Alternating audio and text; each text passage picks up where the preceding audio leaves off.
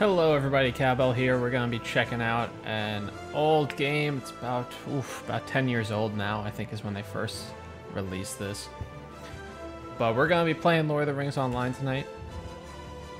Just figure it would be a nice way to kind of ease into this Tuesday evening. How are you guys doing? I see Sky Rage is here. We got Ace here. How is everybody? But yeah, absolutely about putting everything down, just doing something you love to do, and hang out with some really cool people too. Really does really make a difference. It kind of makes for a great way to cap off the day. Alrighty. So we are gonna be checking this out. It's been quite a while though. I am doing pretty well. Just gonna have to get reacquainted with all this stuff. But outside of that, my eye has been bothering me a little bit. I think it might be allergies. So if you see me just constantly going for that, you know why. It's really this one. Whew, alright. Anyway, that's not what you guys are here for. I think I got pretty much everything that I need open now. Cool. We're just gonna jump right in with, that's actually the highest level of character I've got on this game. It's level 34, which just seems like I haven't really been pushing it, but it's also been a while, so. Not too much though. Not too much is going on. What allergies do I have? I am allergic to dust. I'm allergic to cats. Pollen. Although that one doesn't hit me usually quite as much as the other two. That's pretty much the vast majority of the allergies I've got. Oh, what is this doing in... Oh, no, that's not what I want to do. What is this doing in the middle of the view here? This should probably be over in the corner. That seems like a better place. Also quest should probably be down here. That looks a lot better, but I have a feeling that I'm gonna get bogged down by icons real soon and they'll just get in the way. Peanut butter. Oh no, I'm so sorry. I love peanut butter. I actually recently what I've started doing is I've started, and I don't know, I mean it's not for everybody, but for me what I've started doing is I've taken peanut butter, put it in a container in the freezer, and then taken it out later and just had that, or put it as part of an ice cream topping and frozen it, and it kind of comes off a little bit more like a Reese's peanut butter type of flavor and consistency. It's a little harder when it's first frozen, but it'll thaw pretty quick. Nuts, yeah. No, what's going on with this chat thing in game? Everybody's just talking about stuff that doesn't really impact me. It's like, want to trade this, want to sell this. I'm like, I just got here. Calm down, please.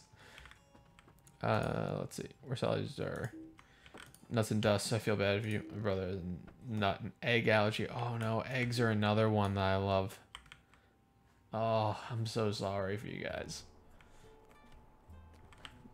Mine are not terrible, all things considered. I mean, honestly, I was born with asthma on top of that, so let me bump up the sound. Also, it's a little soft. Yeah, you guys should be able to hear that a little bit better now. It's really just the main menu that's really loud. But yeah, I feel bad for you guys on that one. But I was born with asthma, so that was another thing where it was asthma combined with like the dust allergies. I actually, story time, I stayed with a friend of mine when I was growing up, and the issue that we ran into is that he had a rug floor and he had cats. So apparently the cats either came into the room while we were having a sleepover, And either they came in while we were sleeping, or they came in because they felt like it at some point and they didn't clean up the hair or whatever. So when I woke up, I had a lot of trouble breathing, and that was pretty freaking scary. But got me home, got some meds, you know, had my inhaler at home. I should have probably had it with me. I didn't realize I was gonna need it, but took the meds and kind of slowly got back to it. But that was not a fun time. Don't put yourself through that, especially if you have asthma and you know what your allergies are. Your brother has asthma too. I'm sorry to hear that. You know, but you can outgrow it. So there are definitely much worse things you could have. You do too, Sky Rage? Ah.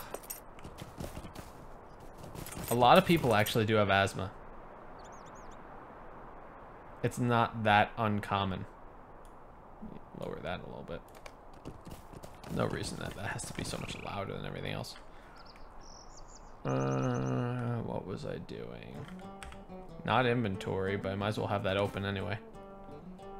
Do I have a house here anymore? Probably not. It's been a long, long time since I played this game. Oh no. Is that how you found out?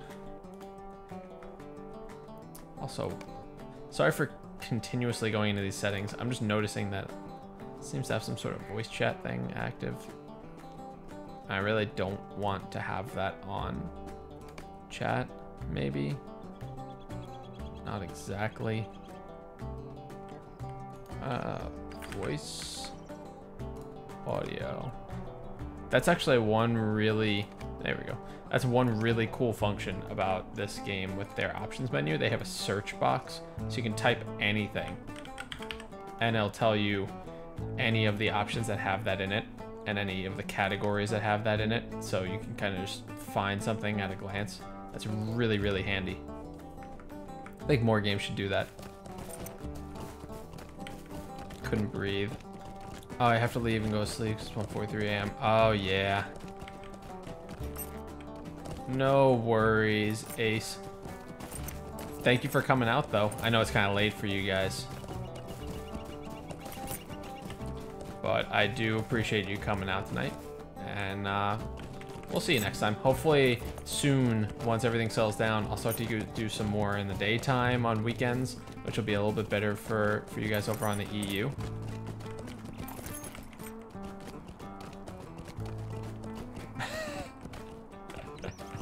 I know who that is. I'm reading already. At first I was confused, and then I saw Island to Counter, and I immediately thought of how we could do that in Tabletop Simulator. Sky Rage, I'm sorry to hear about the breathing thing. That could be really scary. I mean, hopefully it kind of calmed down, and once you got there, you're kind of like, all right, let me slow down. Let me catch my breath. Let me figure out what just happened. Because for me, it was like I had trouble breathing when I was like an infant. I was too young to really remember any of it.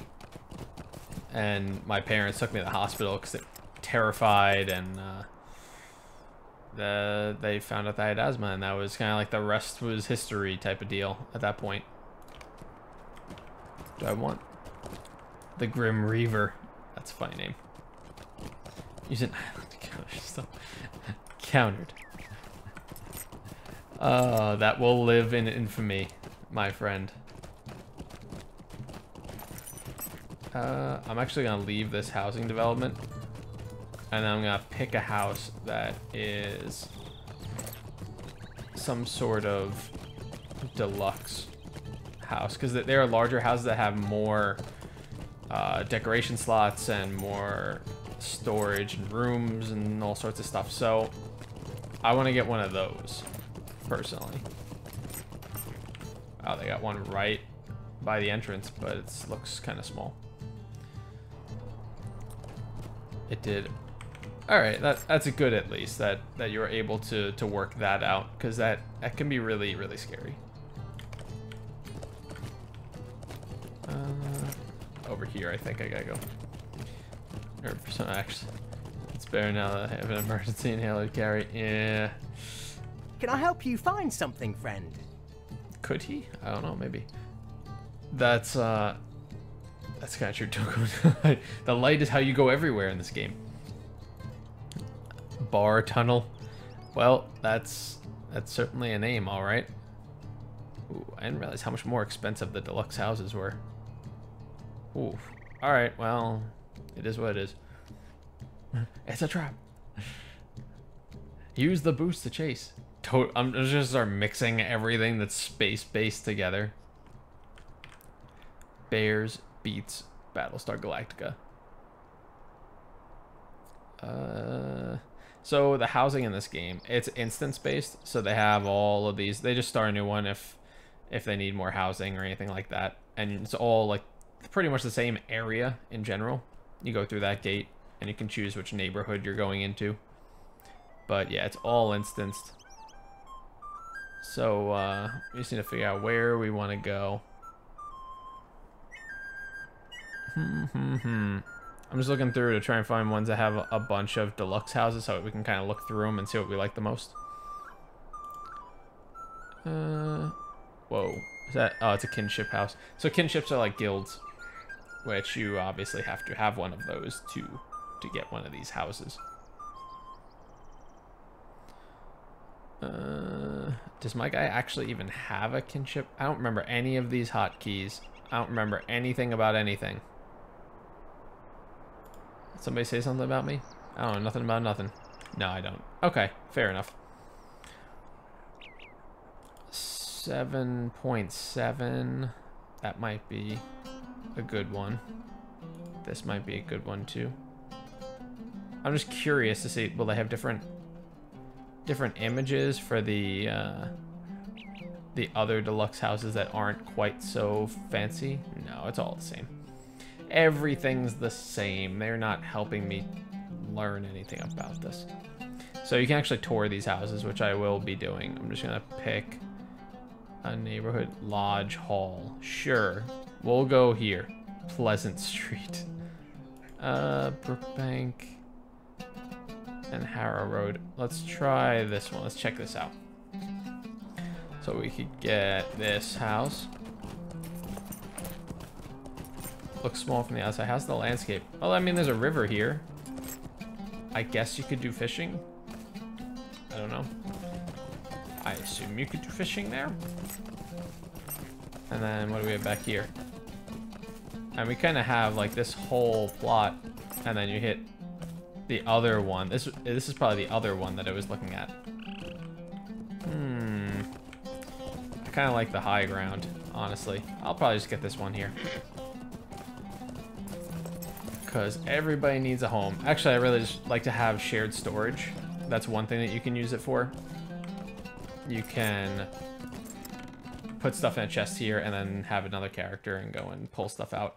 Otherwise, the issue you run into with shared storage is that it requires some premium currency, or which you can kind of earn through doing deeds and other in-game achievement stuff.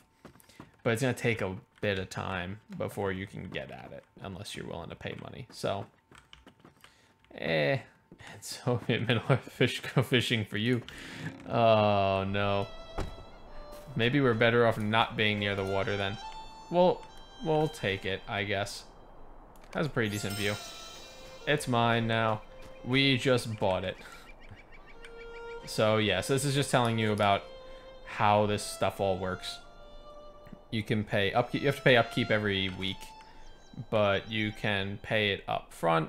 Which, let's see, map, decoration mode, housing management. That's what I need to find. So you also get a discount from buying things from vendors in the neighborhood. So when you need supplies and stuff like that, especially for crafting, you can save a little bit of money by buying them from the people in town for you. And you have a quick travel back here too, which is always nice. But here's, let's see, the money I've got. Upkeep is 165 silver. Cost for this thing was 7 gold, 700 silver. And let's see, we need to put some upkeep in. I mean, it already puts, what, about a month in, it looks like? Yeah, they already push you out about a month with your purchase, but I'm just going to go ahead and drop... we'll put this out to October 3rd. So, now that's all taken care of. I'll have this property for the next almost 3 months, which is handy. So let's see. Is there a chest in here, or do you have to put one in here? I forget how that works. Do you have to buy one? Here's one. 46 of 45. So maybe that didn't quite do what I wanted to. But can I get more chests? Or is it like this is it and you need to sort that out?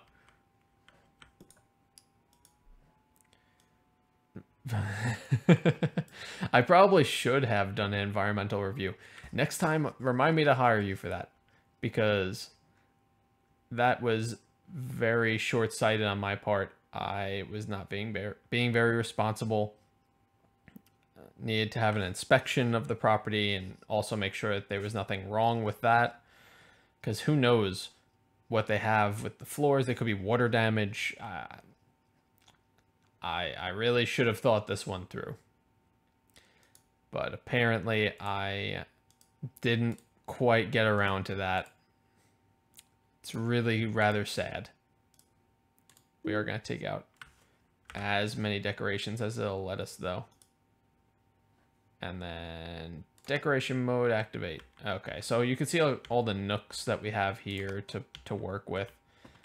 Birch trees outside. Thin furniture. Let's put one right here. Can we?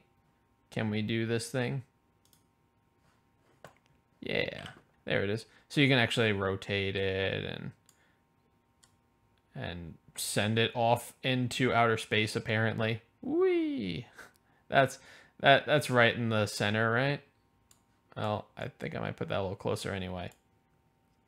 Kind of like it closer to the chest. Mold contamination, asbestos piping. No, my worst dreams realized. They really should not allow quite so much flexibility with. Perfect. Just like that. Or how, there we go. Exactly. My pot of flowers is literally in the floor. That's excellent. Can you join me?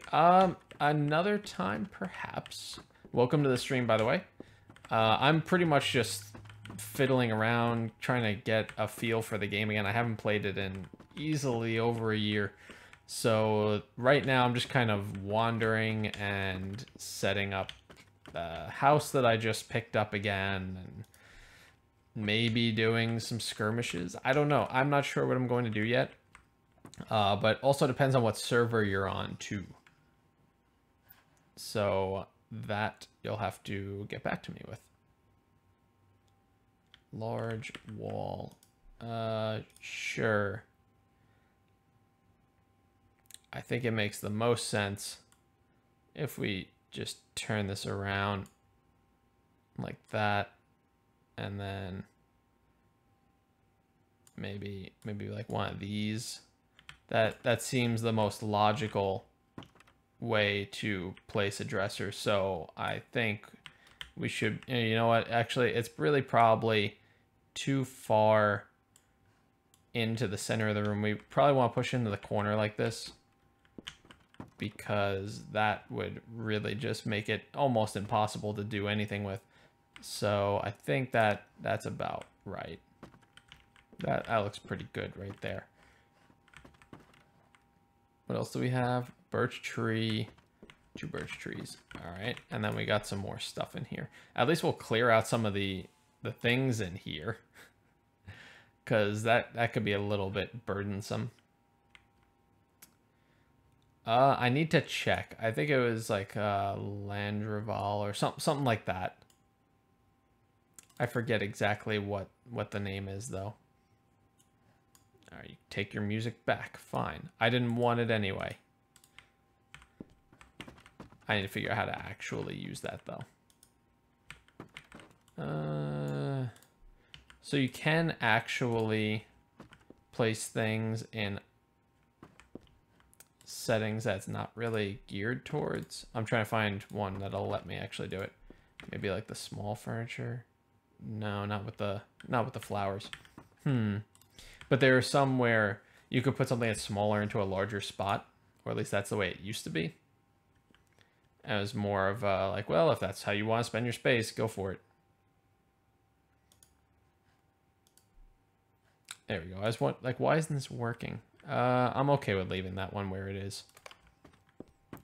I'm not really looking to do anything too crazy with the rest of this.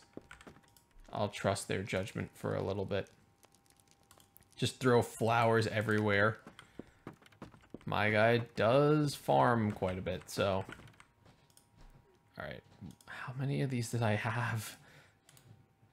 Eventually I'll actually finish placing everything. It looks like we have to come back one more time and the rest is all like crafting or equipment stuff.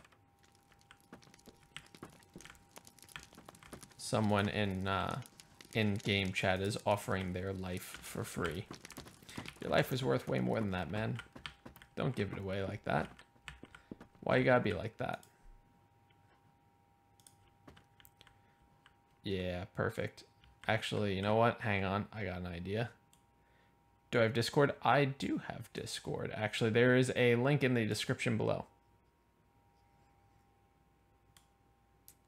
No, that's not it. Maybe.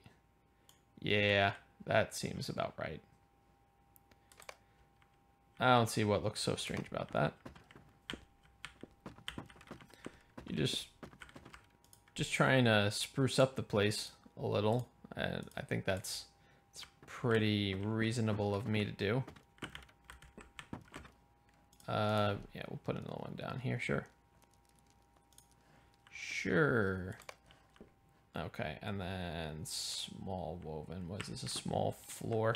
So like this large floor section.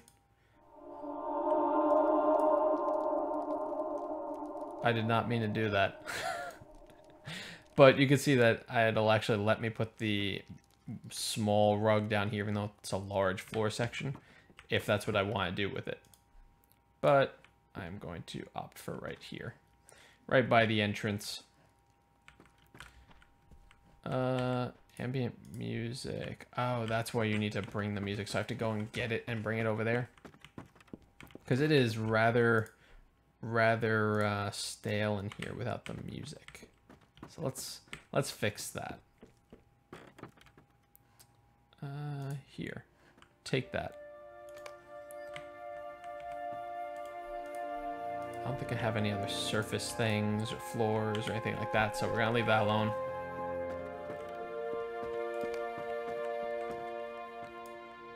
Alrighty.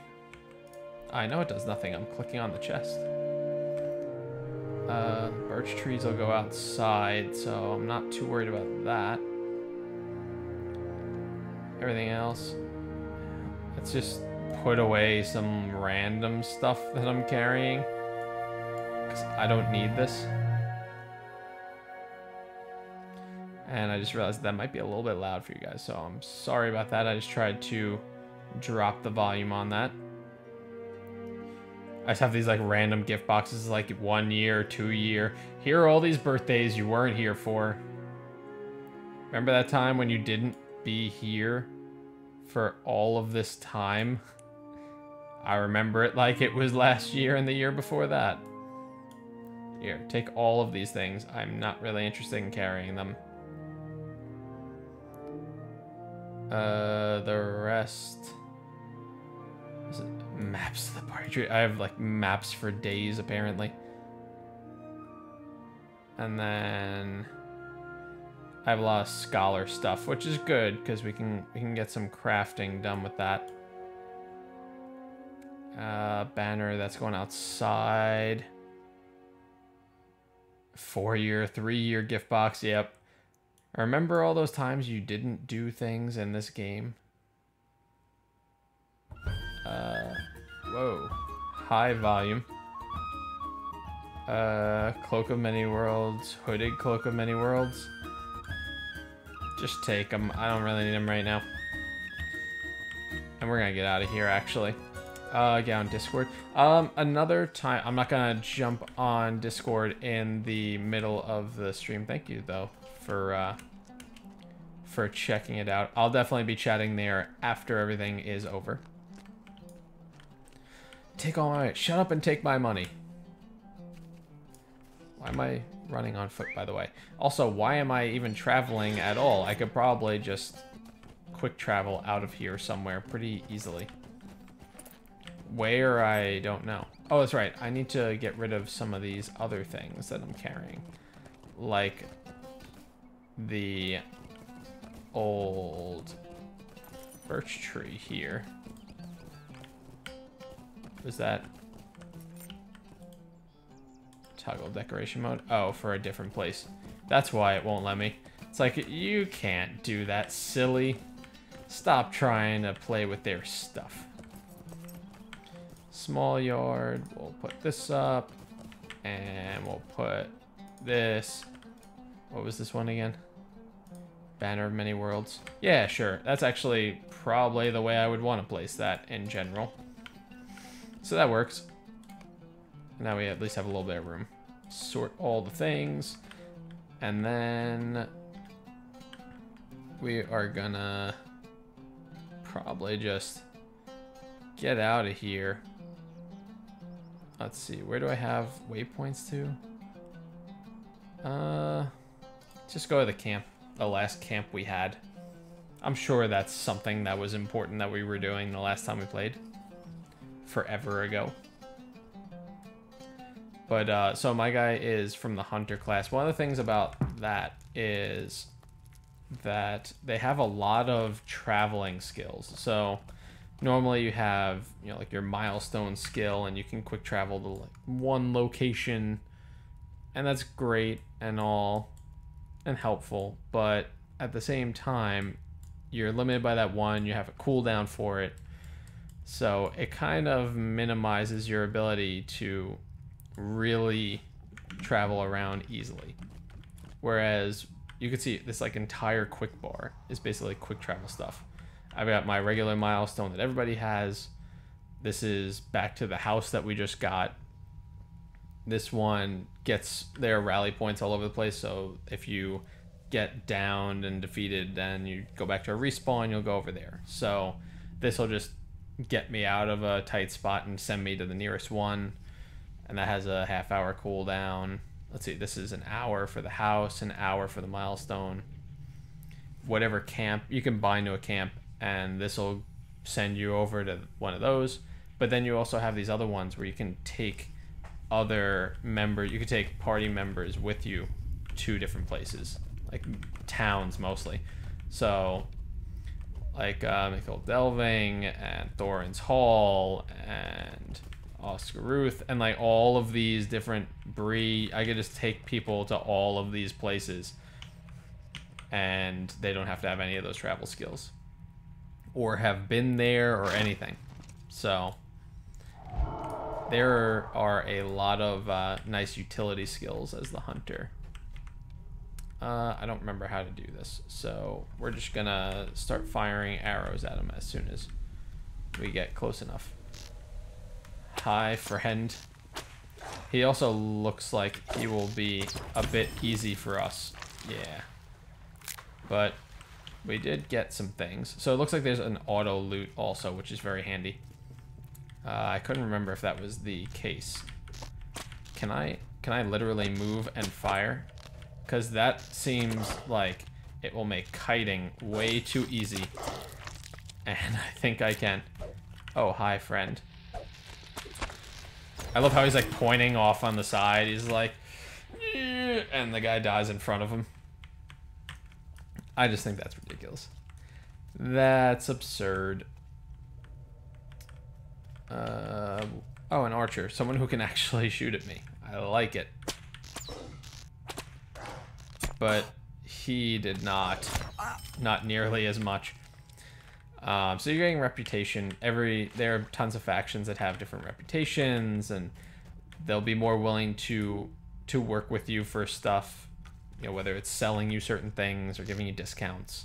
So that's something that they have different items usually that you can just buy outright, or you can get them in other ways, like killing random monsters in this case. Let's see. What else are we up to? Don't really... I mean, I'm just kind of wandering around here. I'm probably going to go somewhere else because this area isn't particularly challenging or helpful to us. I mean, I could probably find some good supplies here. Track artifacts. That's what we want to do. So now at least on my mini-map, I'll have a little bit more information about nearby stuff I can go ahead and gather from.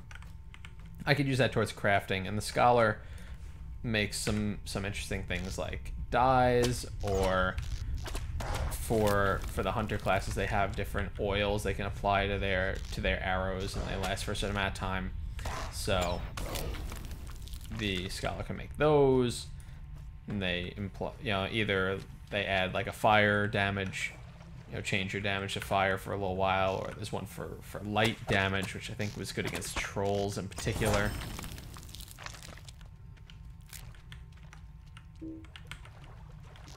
I still love the fact that I can just literally run and they can't do anything about that. It seems a bit absurd that I can even do this. I'm used to the more stationary hunter profiles, but they changed it recently so that they basically give you a reclass. So for me, I was like, why don't I try this? It sounds interesting. You can move and still use your skills and not really suffer much in the way of accuracy or anything. And yeah, it helps. Helps a lot when you're in the wild and just kind of kiting. When you're protecting areas, your DPS is probably going to be lower. But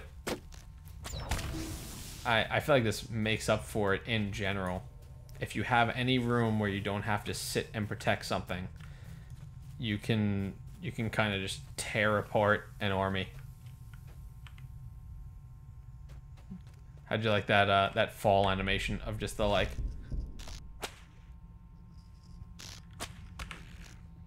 Auto attack trying to keep up.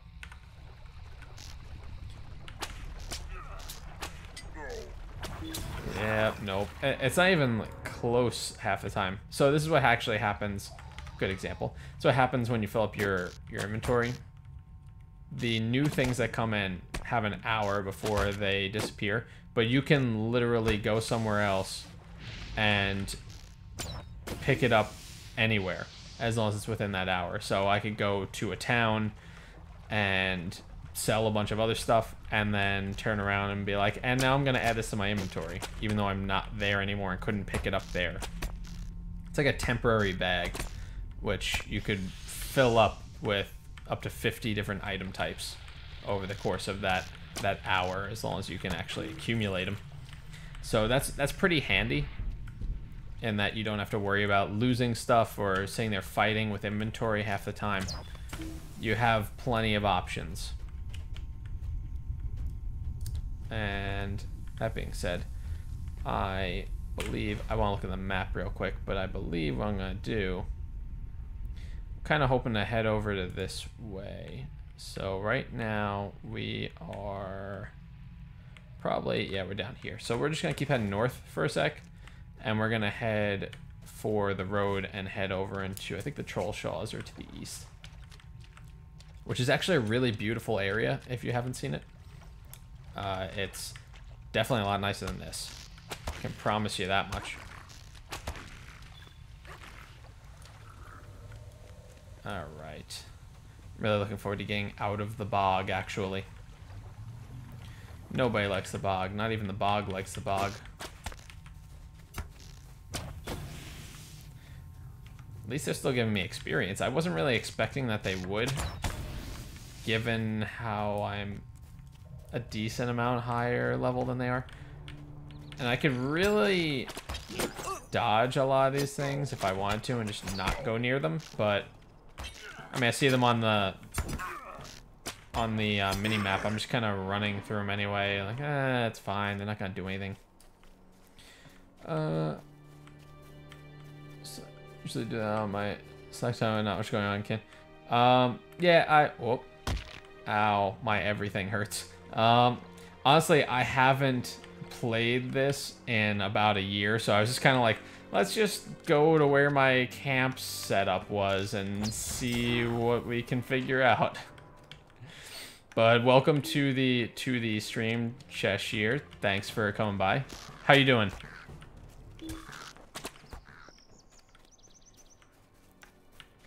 So yeah, I mean, I'm pretty much just killing things on the way. I'm probably gonna go over the troll shaws just because I'm not really sure what else to do at this point in time. I forget where I left off. I could look at the quest log and all that stuff, but I don't know. I don't know what I'm doing. All good, nice. Glad to hear it. Dinner, idle, and game. So here now, yeah. I remember those feels. Oh, do I remember those? Isn't it amazing? Still walking after that fall and just like heals up in no time. Like, not only can I still walk, I can literally run again. Everything's just fine. How he's not dead is beyond me to begin with. But yeah, I remember the time of MMOs of just kind of passively hanging out. That's actually one thing that I enjoyed doing in general when I was playing more. Oh, yeah, let's say hi to this guy. When I was playing, just, I mean, like, it goes for things like Starbound too, where crunch, that's unsettling. That was not intentional, I promise.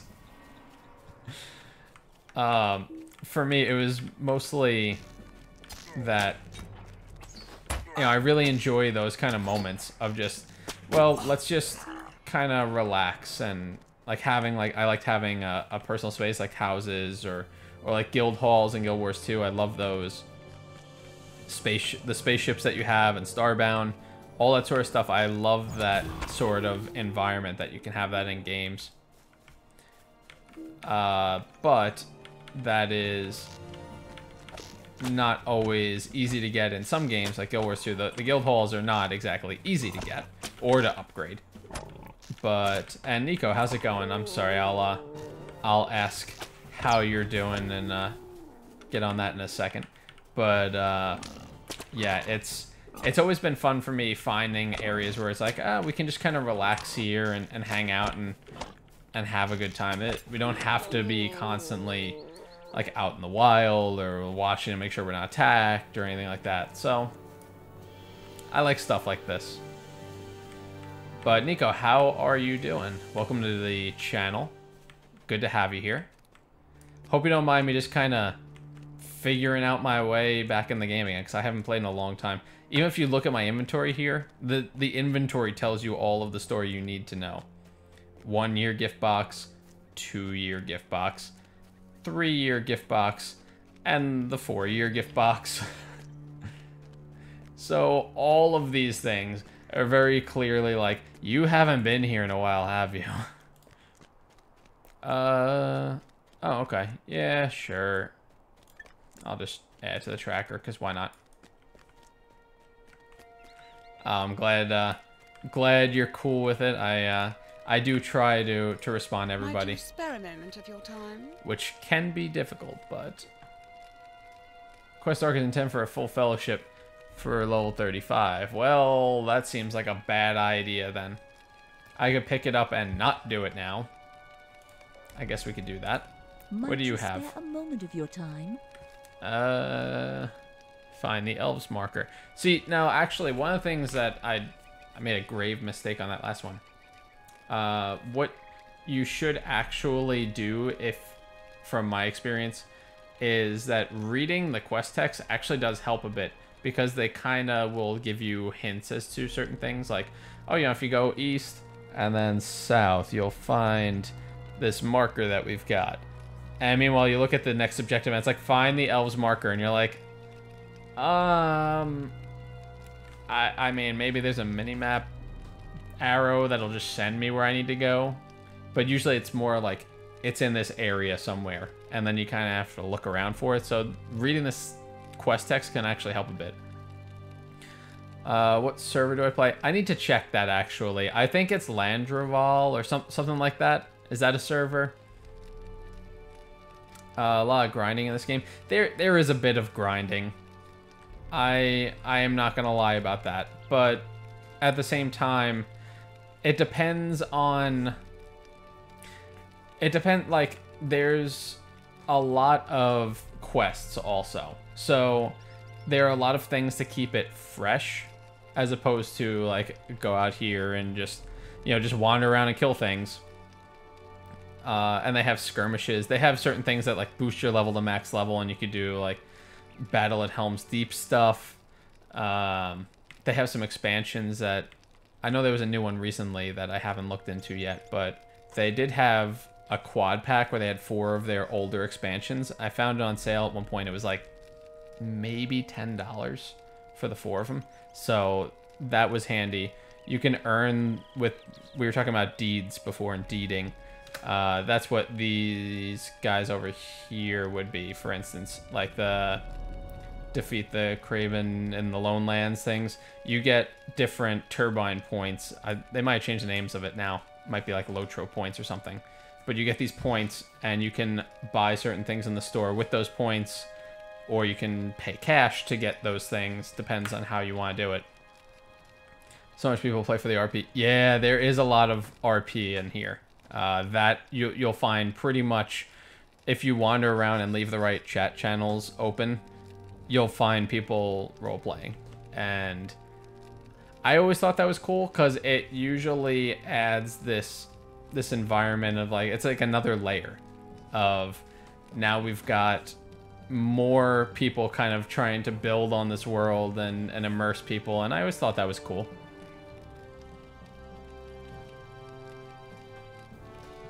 Usually Thanksgiving weekend online web store has all the packs for 50 to 75% off. Okay, so there you go.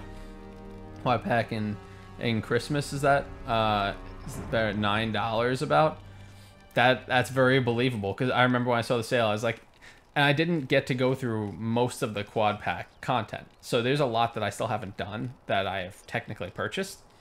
But when I saw that, I was like, as long as I play this at some point, I feel like that's worth it, honestly. So I kind of knew that I would come back to it eventually, because I do enjoy, in particular, one of the things I really like about this game are the graphics to a certain extent, like the landscapes especially, and the music is very much, it feels like it's coming from a Lord of the Rings universe or game in general. So they did a very good job with that, and those are 2 things that are very important to me. So for my purposes, this game goes great, and the quest text is actually pretty immersive, so I can't really complain about that too. It kind of keeps you going. Synerx, hey, what's up? Quad pack for $10, very worth it. It's included in Moria and 2 character slots, Warden and Runekeeper. Yeah, exactly. So I actually have a couple of those now, but I haven't played those classes yet. Looks like you could skip a stone on that. Like, it really does. And I mean, I have the graphics level set to the highest, but they designed the game primarily to be low performance. So, like, low demand on your performance. So it's really, like, in fact, I'm going to check for a second real quick. I want to see what... And granted, my computer was, you know, high-end a few years ago when I built it. But right now, I mean, it's using half of the memory, and it's fluctuating between 1/4 and 1/3 of the CPU, and that's with me streaming also, and running, you know, a YouTube and a Twitch bot, and keeping web browsers open so I can see what's going on with loots and playing the game and all of that. So it's really not very taxing on your PC. And that's one of the cool things. And you can always take things down also, graphically, if you need to. So I really like that aspect also. It's very easy to get into even without having a beast of a machine. I should probably read some of this. Let's see. Good yeah, people died. I get it. I don't want to spend all my time reading this with you guys, though. I'm bringing somebody a message. Okay. So I have to find... For it is white, unlike the stone of these hills. Okay, so it's difficult to miss. That's what I like to hear. So we'll go ahead and start the questing. But I'm also going to start fighting a few things along the way, because these guys are around my level. So it'll be good to start fighting them. And at least getting a little bit of experience that way.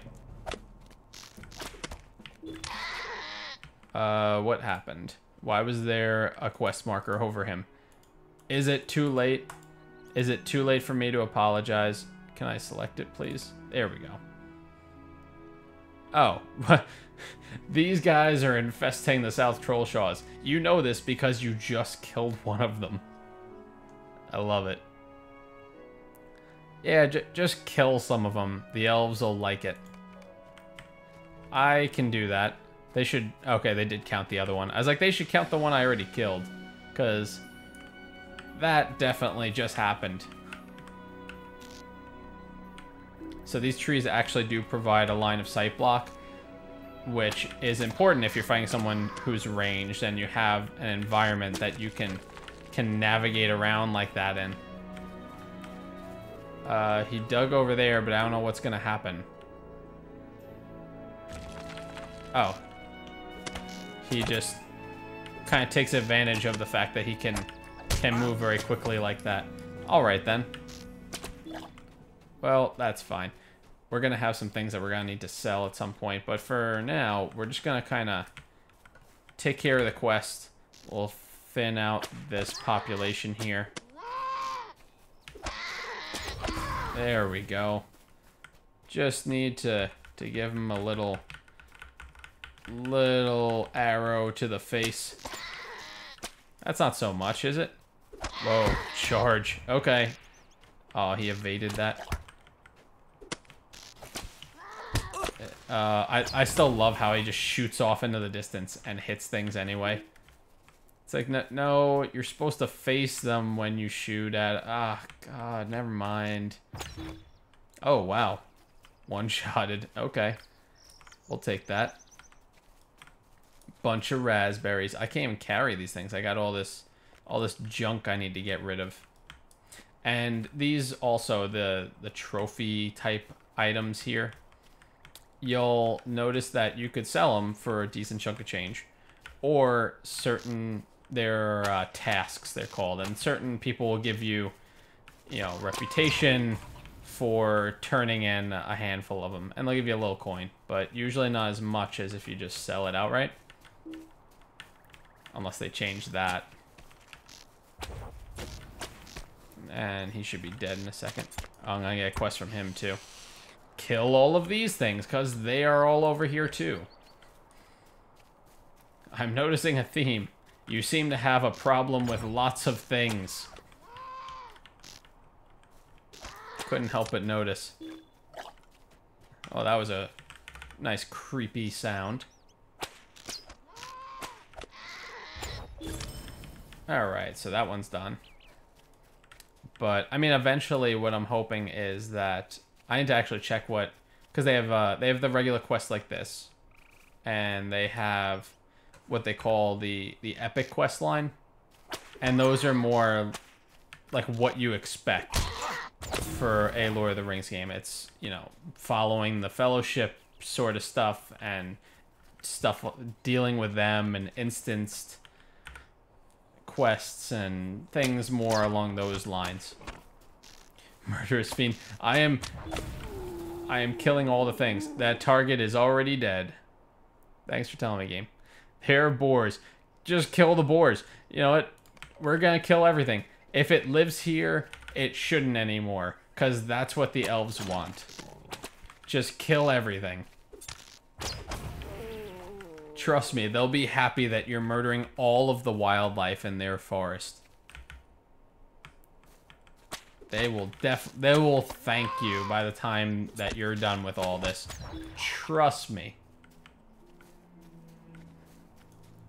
Oh, man. I don't even know where to start with that. I also love how sometimes you can kind of shoot through the landscape just a little bit. Not too much, but just enough where you're like, I can take advantage of this. Drop of fine clover honey. That actually costs a little bit of money, and I do have a decent level cook on a different character, so I'm really tempted to try and find a way to get this. But at the same time, I don't want to be losing anything of significant value. And I forget how much it actually costs, so that's why I haven't gotten it yet. Oh, the buzzing is from the honey. I was like, where for buzzing? Why for buzzing? Goblin Raider. Do I need to clear them out too? I'm sure, I can't believe that the elves would not want me to kill them. Apparently they don't really care about the goblins though. They only have a problem with every other living being in this wood. I don't understand. No. Sorry, buddy. So let's see now. We wanted to get the honey. What can we get rid of? Anything that's really not that valuable yet? Because everything, as you start collecting more and more into the stacks of things, you start to see the value skyrocket as you're stacking them up. These dwarf carvings I actually need because this guy is a scholar and he uses those. He's a scholar and a gentleman, but he uses those. 4-year-old in game, yeah, believe it or not. I just haven't played in probably a good year myself. Sahil, hey, welcome to the channel. I believe it's Landroval. Is that one of the servers? Honestly, it's the first time I picked it up in about a year, so I didn't pay terribly close attention to that. But if that's a server, then that's probably it. And I'm not sure how to check in-game. I didn't want to back out. I could do that at the end, though. If you're gonna stick around till the end, I'll probably be going for about another hour. And if you're here at the end, then I'll back out and check what server it is for sure and let you know. What can I get rid of? So I don't really want to get rid of the money I'm going to end up making from some of this stuff. I guess I could just open that metalsmith scroll, and I won't know if it's useful though, because my metalsmith, I don't know what they have. 21 maps to Hobnanigans. Oh, that's a lot of maps. If you ever run out of those, don't worry, we've got what you're looking for here. We got some pipeweed on us. I love it. The pipeweed was actually, I remember that used to be involved with rune keepers, is that right? Somebody who's played for a while will know the answer to that, but you used to have to use pipeweed for certain abilities. And that is not the case anymore. So now it's pretty much just there because it's pipeweed. I'm probably just gonna let that honey go, I think. Or let me see. There was something that was worth like 4 silver. If I can find that again, I'll drop it. Definitely don't want to get rid of that. That's another scholar thing. Broken short bows. Yeah, we'll do it. We'll do it because this honey is probably worth more to me. Or maybe it's not. I mean, I forget what the actual cost is, though, if you're going to buy it. It might be close to that, honestly, to the 4. There we go. So we've kind of thinned out this population a bit. I guess now we've got these guys, because still have to kill. We have to kill all of the things. Oh, more honey. Well, that actually kind of made that decision a little bit better right now. And if I get any more of those bows, they'll go into that like temporary loot bag anyway. So it's really just those 2 that I lost. You know, assuming I actually get back in time somewhere to sell this stuff. I don't really need him dead, but I'm gonna murder him anyway, because I don't really want him being here, and I'd rather just go through where he is instead of trying to find a way around him. It just seems like so much work. 2 more of those. Alright. Alright, fine. You're in my way. Get out of my way. And let's see, what was this again? Deed bestowed for doing what now? Oh, complete quest within the Troll Shaws. Alright, yeah, that makes a lot of sense. Those usually come through every once in a while. I'll be like, oh, you did a thing. By the way, you could do other things there. We'll just hit him like that. Oh. Devastated is pretty much the game's version of a crit. And that usually does a significant amount more in the way of damage.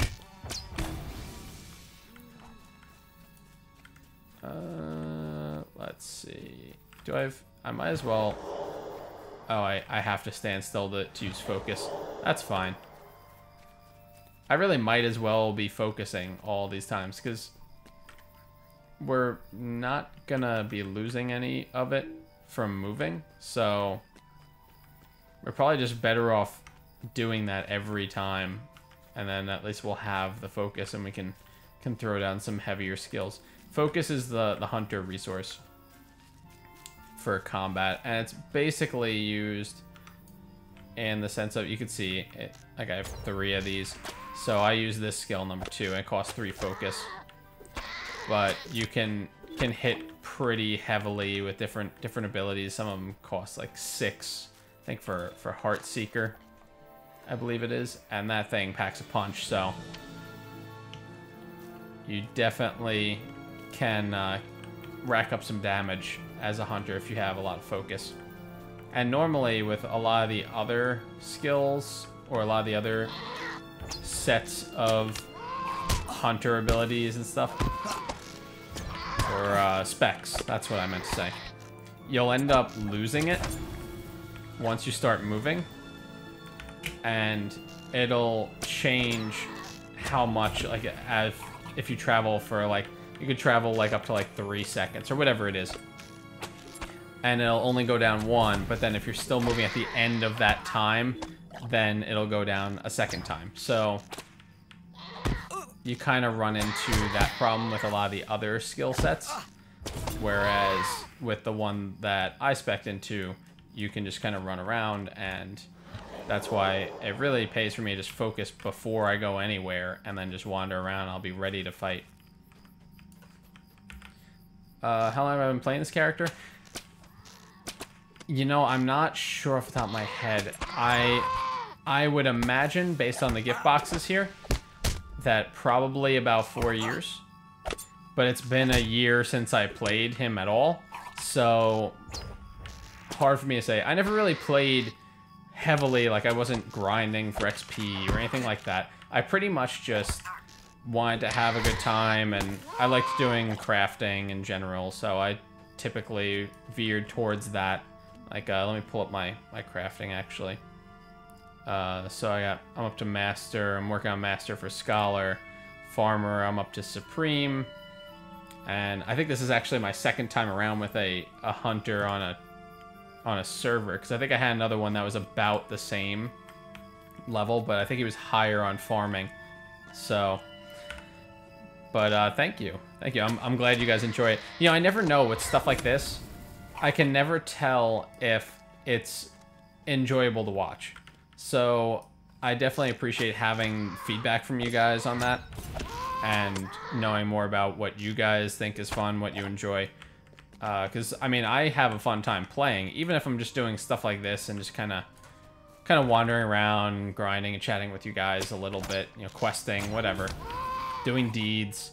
Doesn't really matter. As long as I'm hanging out with you guys, I'm usually having a pretty good time. So, just never really know if it's the same for you guys, though. Because watching someone just wandering around in a wood and killing things might not be the most exciting.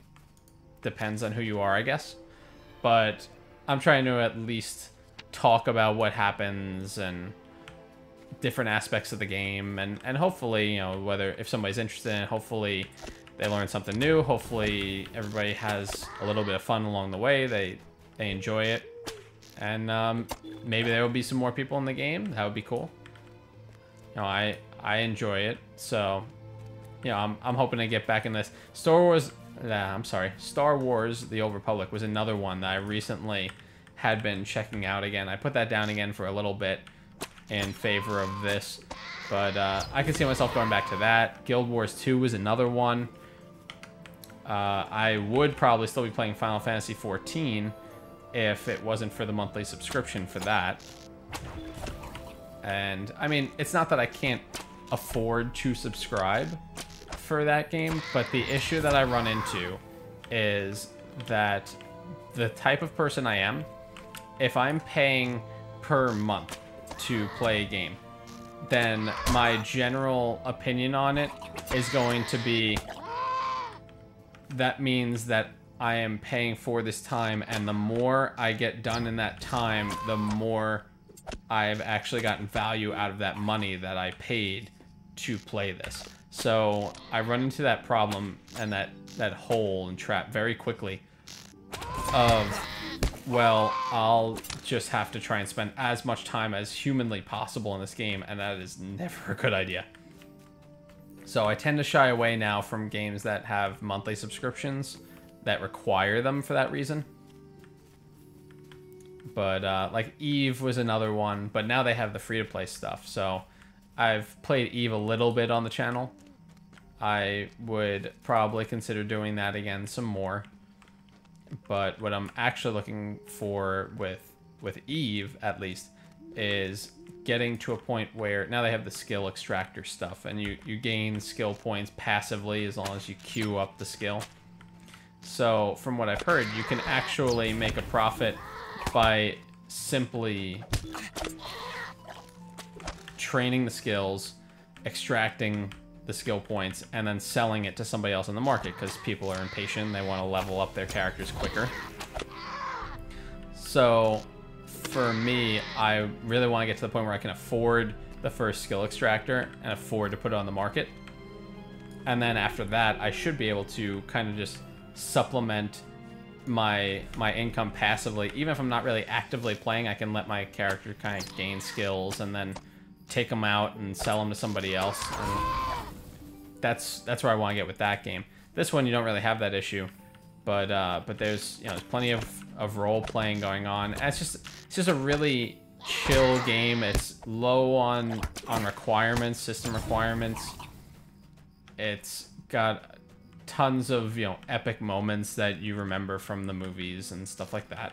So there's some really cool aspects to the game that I always found fascinating, and that's why it'll stand out for me, at least, as one of those games that I always kind of come back to while it's around. And I like the fact they have the deed system also, because then you can get the premium currency. I'd prefer to earn it in game than to purchase the points. So having that ability makes a big difference for me, because I'll put in some time. I might not want to put in some money to it, or, you know, additional money if it's, say, a game that I bought outright to begin with, and then they're like, oh, and you can buy these extra points that'll get you stuff that you like. that's usually when I go, I don't know. Is there any way I can not do that and still get what I want? He should be dead in a second. There we go. So what else do I still need to kill? I need to kill the boars, I think. I think I didn't get all the boars yet. And here's one. Did not need to use swift bow, but that's okay. I slowed him, so he's gonna have a hard time keeping up anyways. We're just gonna wait here for a second. Hit him with another one of these. Yeah, nice drink while I'm waiting. Nothing like taking a sip of water while you're standing by and waiting to murder something. I guess I might as well. He's here. I'll get some experience and supplies out of him at least. And yeah. We won. Alright, so there should be a bunch of blueberries. I cannot carry that, so I'm not even going to worry about it, honestly. I still want to keep on the scholar stuff, though, because finding crops in this game, not really the most important. Because if you find them in the wild, I mean, yeah, it's helpful if you're trying to find like an extra of something, or if it's a little expensive. But for the most part, you're probably buying a lot of your cooking ingredients, or you're planting them yourself with a farmer, or trading with somebody who does that. But you're probably not going to be in a position where you're looking around like, ooh, a bunch of strawberries, perfect. It might just save you a few coins from buying the crops. But it's not going to make much of a difference. So I don't even really bother with this skill. This one right here, track crops. I just keep on, for him, track artifacts. Because that's the only way pretty much that you're getting them. Or from killing certain things, you'll get some too. But that's about it. So we've got a town here. Stable master is basically your quick travel type of, you know, griffin or whatever you want to call it from World of Warcraft. It's basically that. Got a campfire here, so we can do some cooking stuff if we have those skills. And tasks, the task board. So this is what I was talking about before with, I can turn like, let's see, broken, what do we have that is actually on here? Tough, no, we don't have that one. Decrepit, no. Do we have any of these things? Or do we not? We might not have any of them. But, I mean, for instance, I'll just go into this one. Collect 10 broken longswords from hillmen and trolls in the western Trollshaws. Increase your reputation with Thorin's Hall and make the dwarves like you a little more. So, they have tasks like that, and there's a limit to how many you can do a day. It resets. So, that's one option that you have for gaining favor with things. But I am going to actually sell a few of these things. I'm selling this. I'm going to sell basically all of these little loot things that I don't particularly care about. I'm going to lock the things that are important to me. Trophy. I feel like... No, that's nothing valuable. Never mind. I'm thinking of like the rare ones. You know, where it'll be like some rare mob's head or something like that, where you can make trophies out of certain things and display those. That's what I was thinking of, but that did not qualify. That is not what we're looking for. So I'm locking basically all of the scholar stuff and any of the health or mana. What do they call this again? It's not mana. Is it power? They call it power, I think, and morale.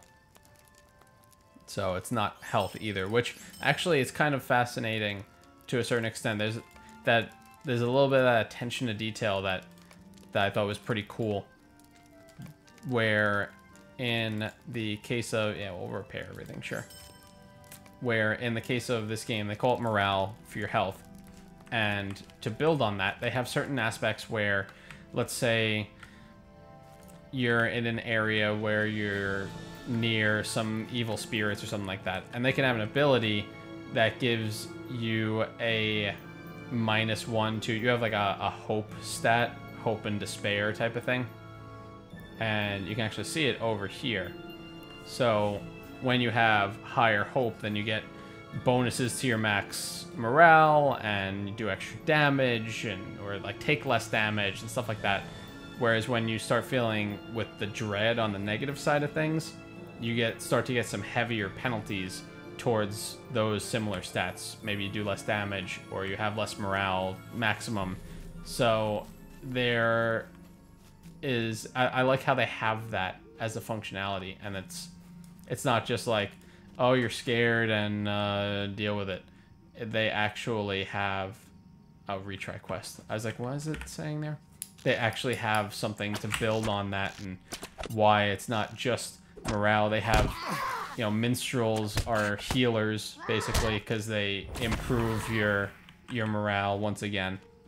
So there's a lot of cool stuff, in my opinion, that they do as far as the descriptions are concerned, and I really like that. I think it's a nice, some nice attention to detail with, you know, you're not just calling it health and calling it a day, and I think that's pretty cool.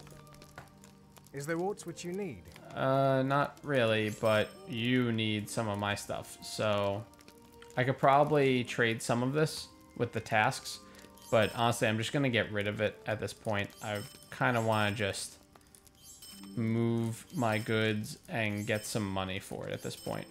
We'll save the ruby, we'll save the hides, and we'll keep taking some of this stuff, and we're gonna sell it off as soon as we get a second. But first, I actually do want to check the tasks and just see if we can have anything where we can turn in a task. I'm gonna just go ahead and do that. I don't believe that we have what we need, though. Extremely sharp something or other. These, oh yeah, we can do this one. So we'll turn these in. Right, where do I actually have to go with this? To Iron Fist. This guy, turn him into this guy. Sure. Yeah, so now the dwarves like me more because I handed them these things. And it's, you know, I mean, I get some experience, I get some reputation. It's not the money, but sometimes you're gonna want to get those things instead. So This is unthinkable. Yes, you said that already. We know Heather Iron Fist. We caught it the first time. Thank you, though. Thank you for clarifying that it's still unthinkable. What else do we actually have here? Is there anything else we might be able to turn in? These fine skins, maybe? Yeah, we got enough. So we'll turn those into. It is an insult. Oh, now it's an insult. Well, at least things are changing. Things are starting to look up for you. It's no longer unthinkable. I don't think we have anything else that we're gonna have enough of, honestly. So I'm gonna take the rest of these, just sell them off because I don't really want to carry it around. I still have a few other things that I want to pick up anyway, and just kind of clear out that extra bag, not have to worry about anything expiring in there. So we're just gonna get rid of this. At least it's still coin, so it's not like it's getting wasted or anything like that. Loot all these things, and now we got this quest. So what is this about? I can get a dagger, huh? Well, I mean, it seems like it does more damage than my other stuff. So yeah, sure, maybe I'll replace that club with it. The oak club, because that seems pretty standardized. Yeah, cool. I command coin from men or admiration from dwarves from the hands of an elven weaponsmith could become a deadly weapon. Yeah, so sometimes you get like quest items, stuff like that. And now at least, you know, I can turn that in somewhere and get a dagger out of it. So I'll hold on to that one. So that being said, let's sort this real quick. kind of see where we're at. Check out the runes. Yes, they have deeds for everything. They call them LOTRO points now, but you can see over here, you get 5 LOTRO points, and that kind of goes over to the store. There are marks also, which are dealing with skirmishes, virtues. I'll get into all that later on or in another stream. And the elves will like me more if I check out all of their runes over here. But with the store, you can see it, you get those points for certain things, and you can go ahead, like right now they have sales on character slots, but you can turn those around into things like premium, where is it, the wallet, that's what I want to get, the premium wallet upgrades. That way anything that's like a token like item, instead of taking up space in your inventory, it'll just sit in a slot in your wallet, and that's account wide. There are certain account wide things, there are certain character things, there are boosts, you know, boost your stats. Here's some crafting materials, unlock a new class. You could buy expansions with these things. I mean, it takes a lot of them, but you can literally just buy the expansion pack outright. You can buy quest packs, which are just quest sections in different areas. So there's a lot of stuff you can buy with it. That's why I like that you can earn those points. Do I have any other characters? I do have a bunch of other characters, but most of them are really low level. I have one other one that is not, like, less than level 10. But for the most part, they're all pretty much on that... Ow, my everything. They're pretty much all in that, you know, 1 to 9 range. I started them up so that way I would have somebody else for crafting, honestly. That's why I first got them. So I wanted to have the other skills available. And that's where it led me to. So I made a few other characters, some other classes I want to check out at some point that I haven't yet, really. And eventually, you know, I'll get to take a look at those. But for now, they have the different skills, you know, whether it's metalworking or anything like that, you know, mining, because this guy also does weaponsmithing, technically. But I need to level that at some point. You know, the toolsmith type of stuff. I know that's more metalsmithing, but why does it want me to murder this poor thing? And why is this a quest? I mean, if you want me to, I guess. Hi, friend. Yep, sorry, buddy. Yeah, alright, so now... kill more things. This time, it's for a good cause. You're really just trying to feed people. We promise, you're not mercilessly just killing everything in your path. Mostly. Mostly. What did it even want me to do again? From the elk. Oh, there we go. I want to make sure it wasn't a specific... Like, I want to make sure I can kill these guys and it'll still count. I don't want to be sitting here like, and we're just murdering... We're murdering the young also, and we're not getting anything for it.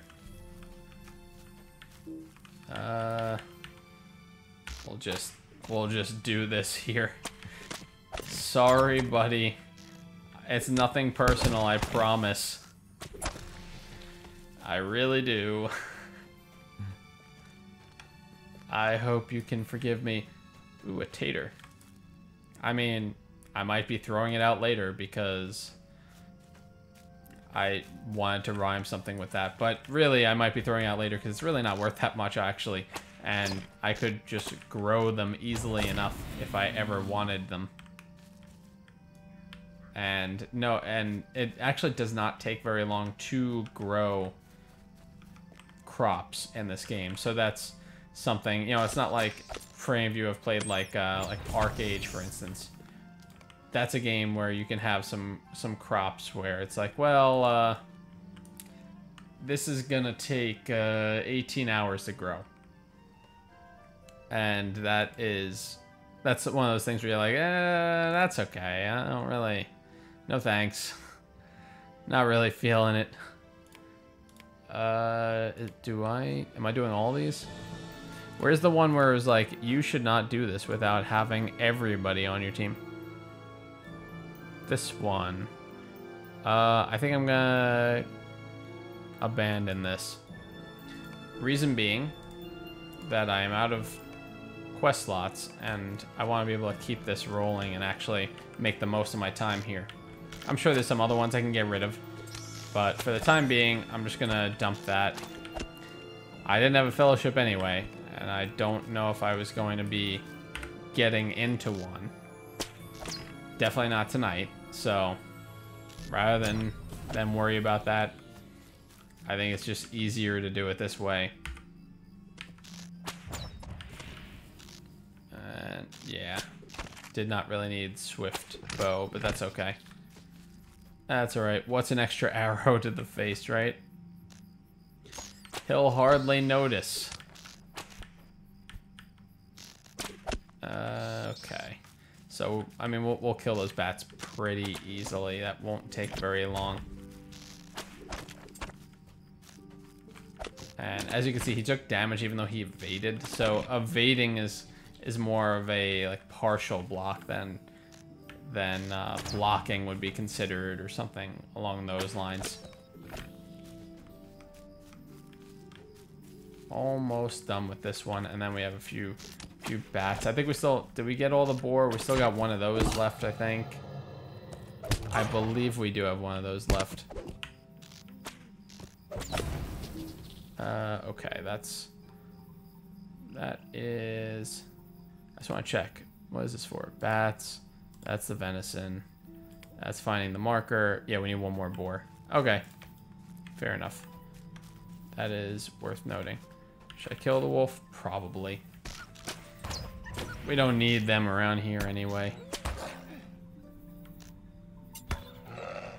Wolf Slayer. Okay, yeah, I'm glad I did. Unlock a deed. Top 3 favorite classes.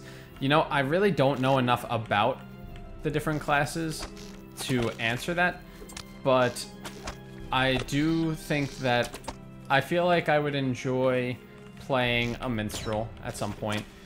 I haven't really checked it out too much. I've tried out the Bjorning a little bit, and it's fun to a certain extent, but at the same time, I felt that it can be a little bit obnoxious to deal with.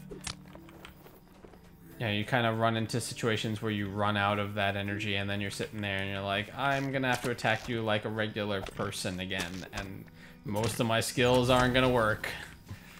So, wasn't in love with the Bjorning. I thought it had a lot of potential to be a cool storyline that I didn't really fully check out. But that's about it for that one, in my opinion. Rune Keeper I feel like could be fun. I haven't really done much with things like Captain or Warden. I mean, Hunter, I have fun playing Hunter, and that I'm sure, like plenty of other people, kind of goes to just my general appreciation with the movies in general. General, maybe. We'll have to create that character. Anyway, so my appreciation in general for, as far as the main characters of the Lord of the Rings franchise go, I was always more of a ranged, you know, either physical or magical type of fan. So I appreciated, you know, Gandalf and more of like the Legolas and the elves. So that's one of the reasons why I end up going with a hunter. And I've enjoyed playing the class quite a bit, because you can crank out some really high damage, and with the spec that I have now, I like the fact that you can move and not lose focus, because that can really kind of wreck your ability to rack up damage or be mobile and avoid getting hit. Because I mean, any hunter, more or less, is going to be a glass cannon. So you're going to have to be careful of things. You know this if you're a hunter. And the ability to just keep moving and not lose that focus is actually really, really handy.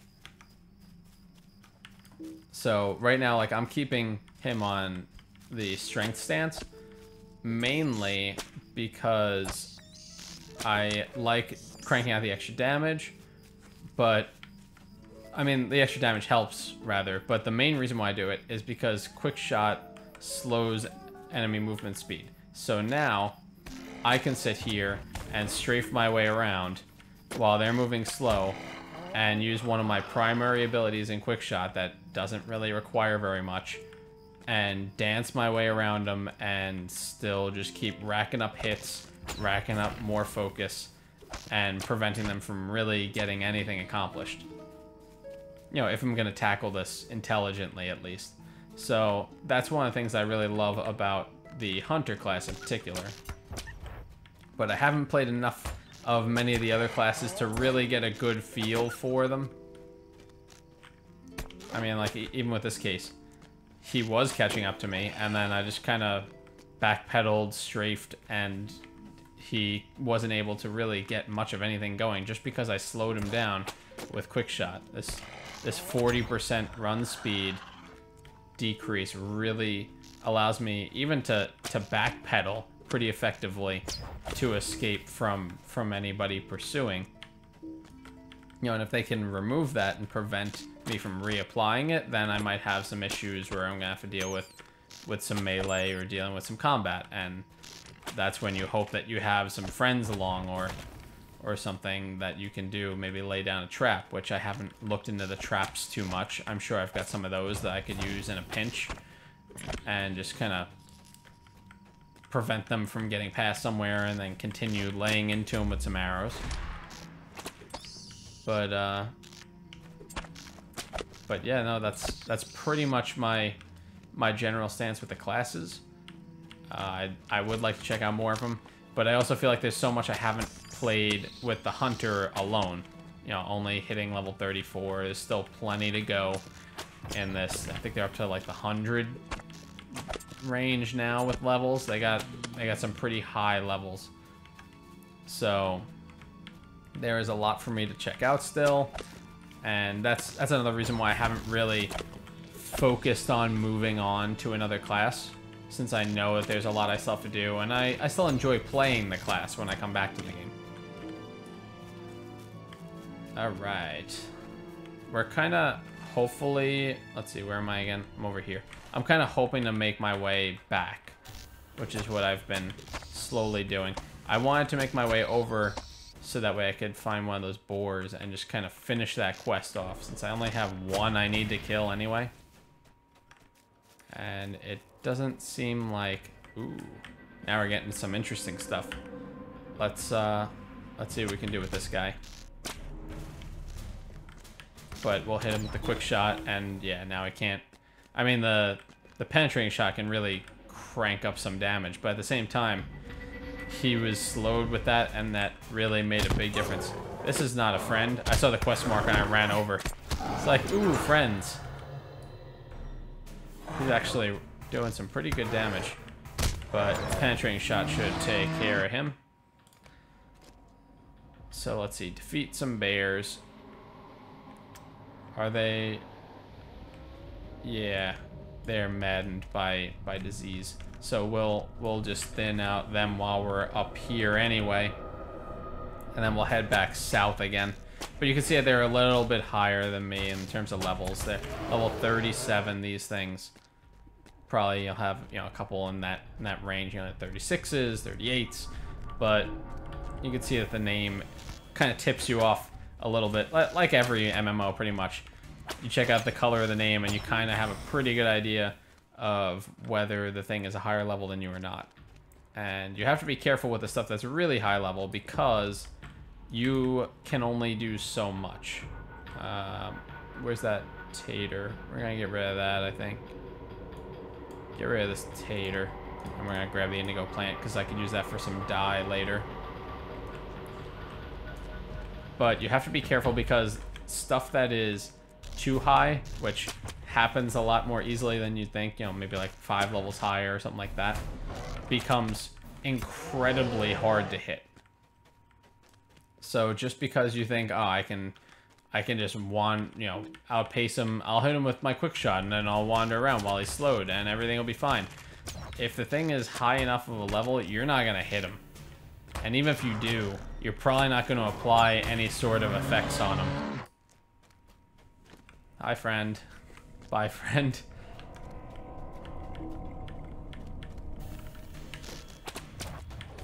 Alright, so I think we got this one and one more. Shouldn't really take very long. And we're kind of just mowing through them. They're higher level than us, but not high enough to really give us any problems. So, for me, I just have to throw down a few arrows and everything will be fine, really. They don't give me any problems. Yep, that takes care of him. I am going to try and kill some more of these blight worms, though. I think we had a deed with them, if I remember correctly. And the other thing with deeds to keep in mind, if you're new to the game, is that there is a cap to how much you can advance the deeds. So you can only make so much progress during a day. And you'll see that eventually if you look at this deed log here. When you find one that has reached its maximum potential for the day, it's going to turn yellow. I forget what that amount is. It might be something like 20% of the total. But when you hit that spot, it will not make any more progress until the next day. And you'll see that the color will change when you check out your log again.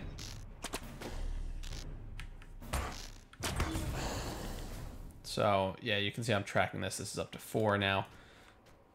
And, I mean, I'm just going to pretty much kill all of the ones that are in the way because it's all progress towards that deed, and it'll get me some more points that I can actually use to make some nice purchases. I have my eye actually on that wallet upgrade. That's why I pointed that one out before.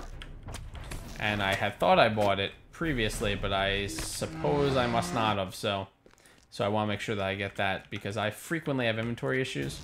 So as much as opening up inventory slots is another one, or shared storage slots, I want to get that account upgrade or the wallet upgrade first.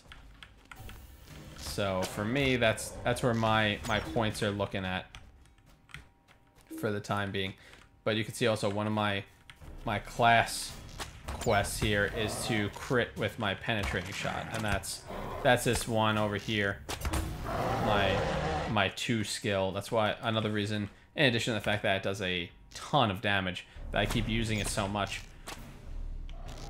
And the fact that it has absolutely no induction time, so I can just use it. When I was playing as a hunter that had to stay stationary, it was especially useful because normally I would run into problems with I can't move because I'm using this skill. Now I don't have that issue so much because of the way I spec'd, but in the past, having no induction time meant I could move, use this skill, and everything would be fine. And I could go ahead and use it, no accuracy drop off. So it was really very handy from that perspective previously. But now, I mean, it's still very useful because it's only 3 of the focus. I wasn't using it for something else anyway. And it does do a lot of damage. It gets through armor pretty well. So it is one that I try to use relatively frequently. Like right there. I mean, you can see 945. I mean, that's half of any of these things. You know, the health for any of them, and they're 3 levels higher than me, and it's still hitting that hard. So, I mean, it is a very useful skill as far as a hunter is concerned, in my opinion. So are things like, well, let's see, I guess I can use Barrage. I never tried that one. That seems to crank out some damage too, but it costs focus. That's where your issue comes in. So you can really go through focus very quickly with that skill. And eventually I'll probably move this around and put it in the place of penetrating shot. But for now, I am perfectly happy with the setup I've got. I'm doing plenty of damage. I'm able to move on the go, and I can slow them down. So this makes this whole, I mean, this entire process. Like he hit me with, what did he hit me with? Made me unsettled. So he hit me with a fear. So I'll take some damage. But he wasn't able to get in range to really do what he wanted to. All because of my stance. And the fact that I'm using the strength stance. And I can slow him down by 40%. And then just kind of run around. Even if I waste some time by just straight backpedaling, which is not as fast as strafing. It doesn't really matter all that much because they're so slow that at best maybe they can hit me once if I really am not paying close attention and I get myself stuck in a corner a little bit, or if they resist one of my slows once. But for the most part, I can pretty much just keep doing that, and that is actually really, really handy. So we're going to try this guy. You can tell that he is a little bit tougher than the others by his portrait over here. I forget the different markings and what quality this is. I think this might be like the third one. It might be like champion or something like that. But you can see he's got more than twice as much health as us. So probably going to be a pretty tough fight. But we're going to go ahead and try it. We're going to set a trap right here just in case. Hopefully that makes a difference. But we're going to go ahead and start us off on the right foot. And yeah, we're gonna go ahead and rack up those barrages, and he's already dead. I mean, he hit us with a fear, but that wasn't even close. And that was pretty much the best thing that they've got over here. So pretty much not an issue if you use the skills that you've got. Oh, thanks, Sahil. Thank you. Yeah, no, I thought it was going to be a lot harder than that, actually. I thought there were going to be a lot of misses. I thought he was going to run right through the trap. But apparently he wasn't that high in comparison as far as his stats for ignoring roots and for damage mitigation and all of that, because just going in there with full focus, I was able to drop him very, very quickly. And it says a lot about how powerful the hunter really can be, especially in short engagements, because they can crank out a lot of damage. They can start with max focus, set themselves with focus, and then just drop a ton of damage on people. And it is very easy for them to drop somebody before that first volley is over. So, I mean, you can see I barely even really moved in that one, and he wasn't able to even get in range to do anything. So that's, I think, one of the hunter's strong points if you don't have a tank, to crank out so much burst DPS that all of a sudden the guy just, he can't keep up with it, especially with armor penetration. You can really cause some issues as a hunter, from my experience at least.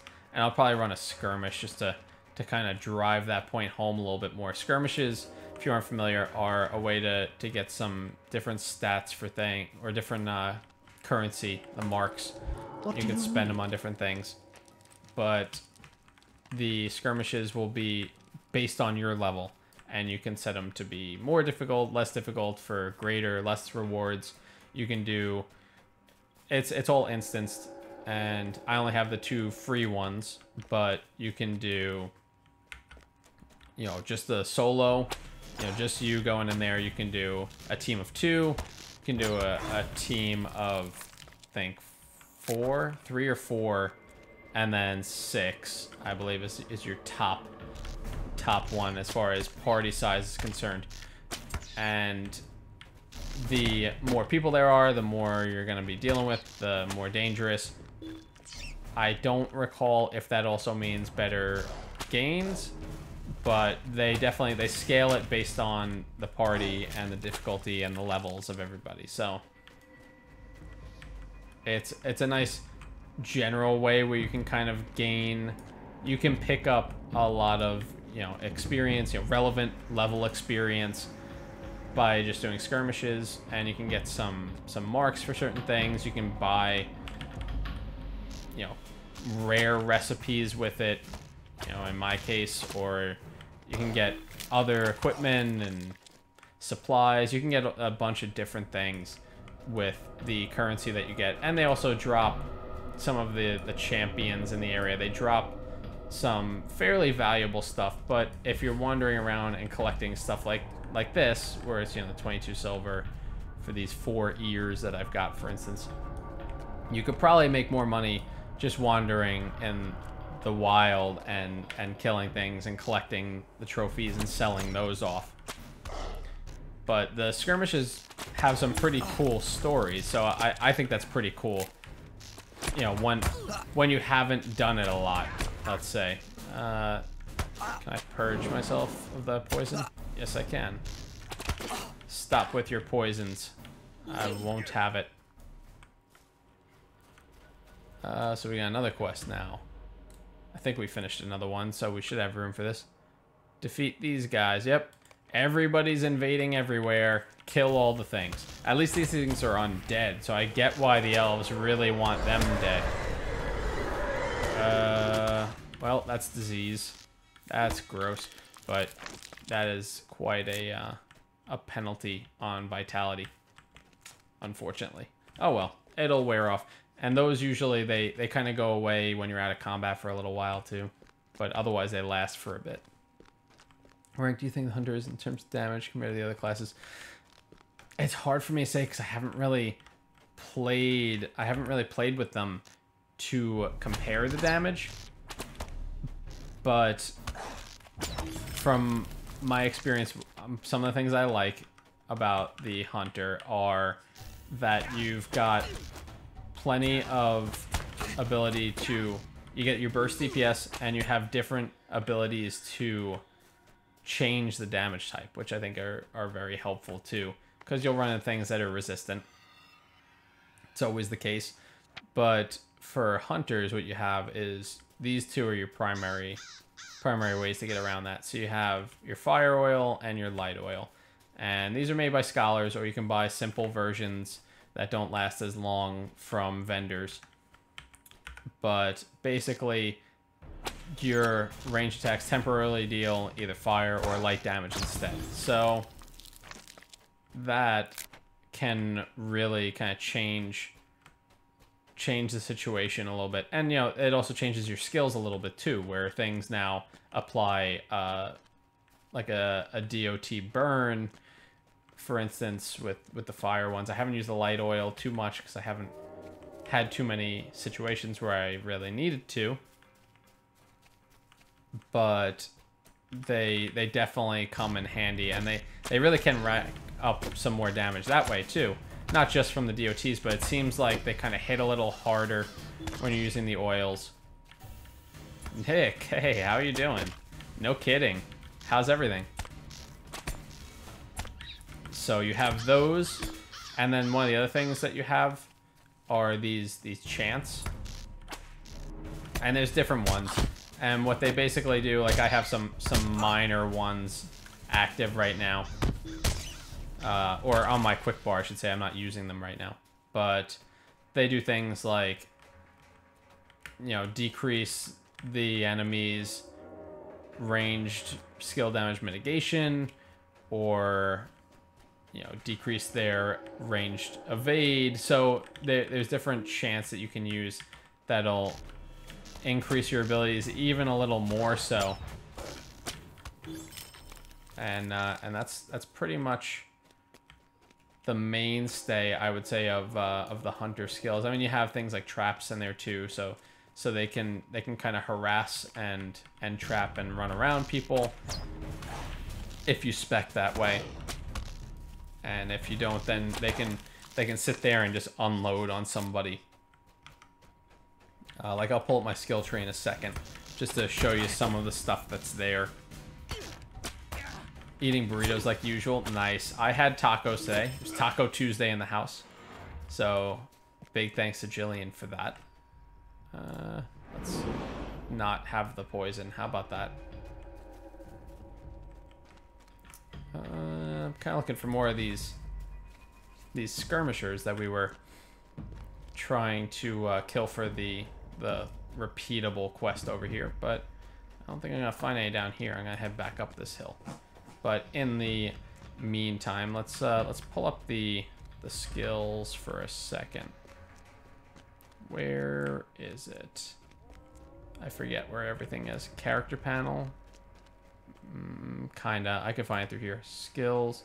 Well, that's not exactly what I wanted. I wanted probably traits or something. Something along those lines. Do I have like a trait section? Yeah, traits. There we go. Yeah, tacos were delicious. I'm sure the burrito's going well too. But I specialized in this huntsman tree. Gandalf icon. Yeah, thank you. I saw it and I was like, huh, that would make sense, wouldn't it? Thank you, though. Thanks for that, Sahil. So I picked up the huntsman this time around. Usually I go with the bowmaster. You crank out some more damage that way, typically, from what I've seen. And you can see even I put a lot of my skill points in the bowmaster tree.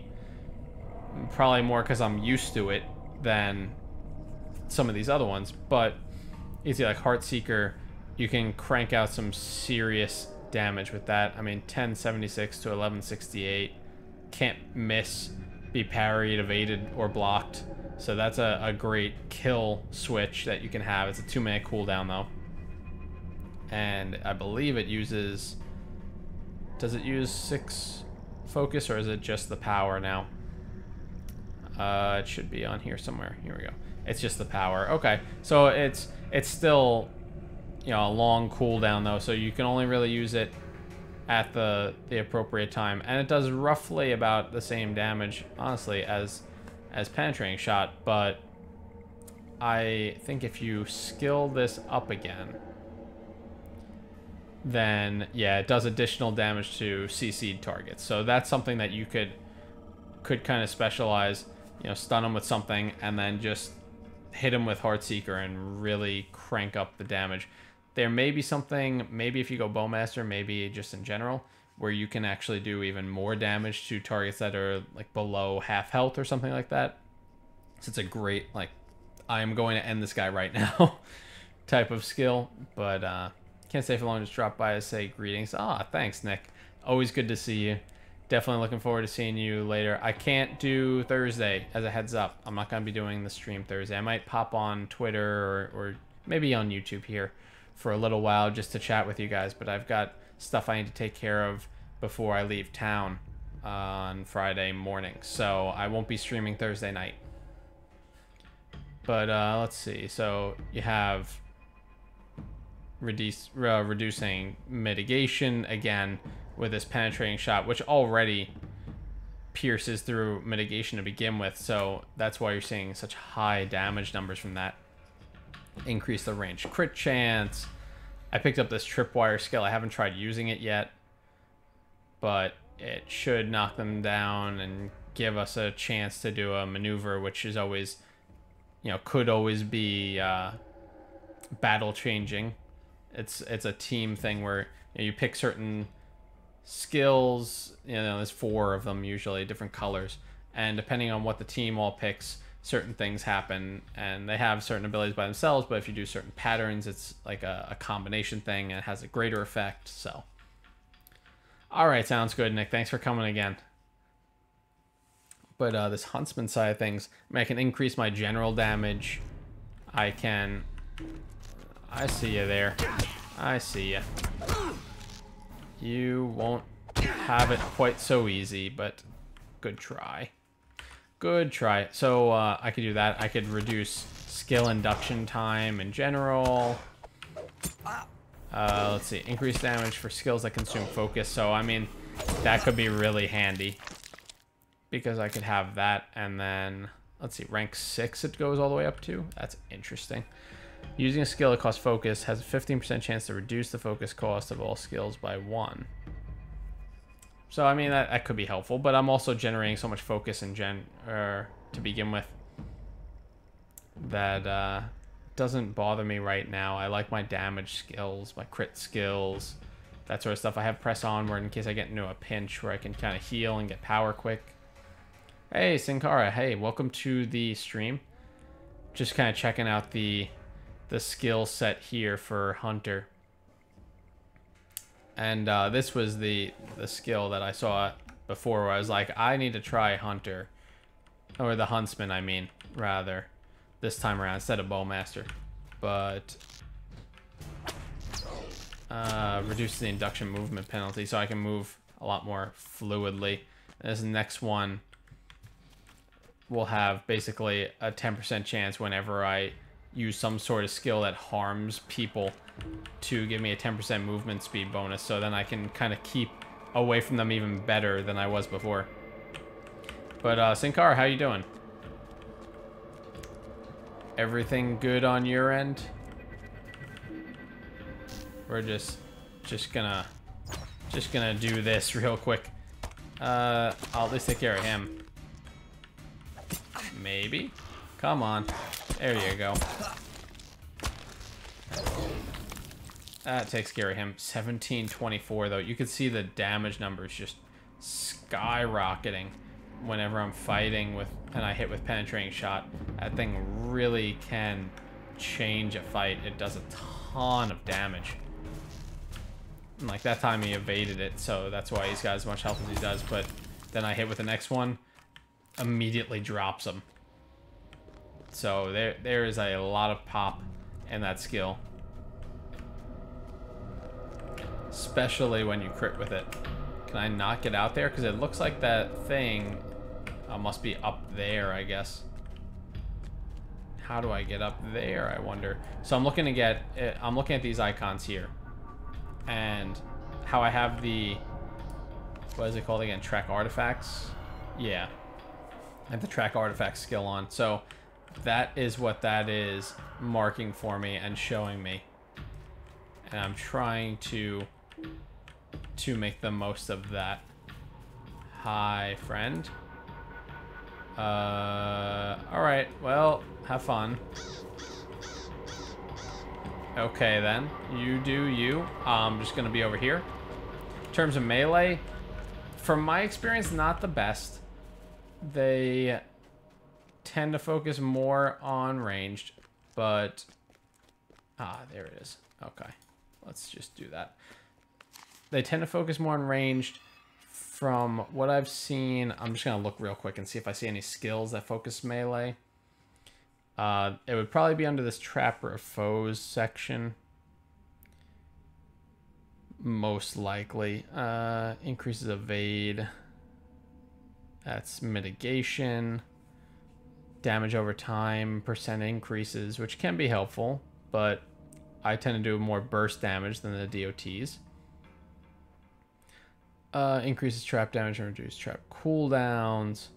Rain of Thorns was helpful, but it lets you hit multiple targets, but at the same time, it's...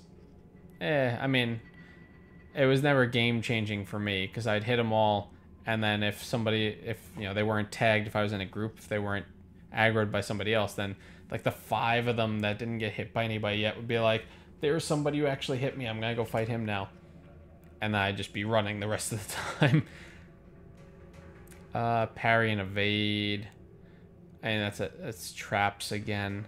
I'm really looking for something more melee based. They have a couple of skills, but it's really not their focus from what I've seen.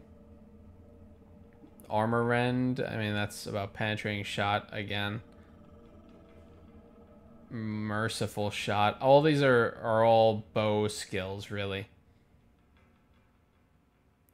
Save a trap when you're most threatened. Evading instantly place a trap in front of you. That's pretty funny. That's pretty cool. The one trap to rule them all. Does heavy damage up front and over time while slowing the enemy's movement speed. Wow, that's a lot of stuff on that trap. But anyway, for some of the melee skills that I've got, at least, there's not too much here.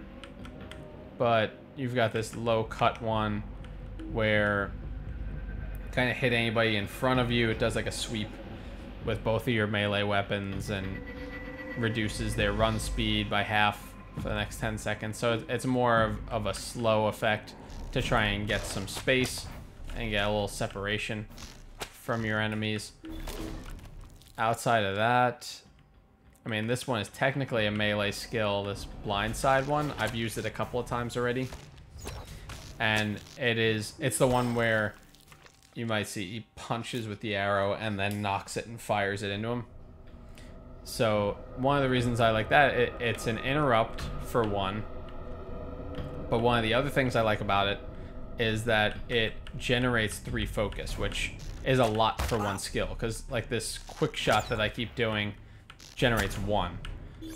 And the penetrating shot uses up 3. So it's great having a skill that while they're in melee range, I'm going to hit them twice, first of all, and it's an interrupt. And on top of that, I'm going to generate enough focus where I can go ahead and throw a penetrating shot right afterwards. Outside of that, and you've got this Scourging Blow one, which if you hit him with the barbed arrow, which is your DOT, it's a bleed.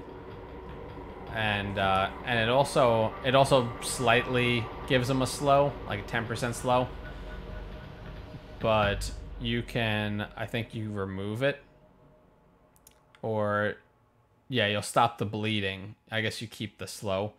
But you can do some extra damage, I guess, with this one.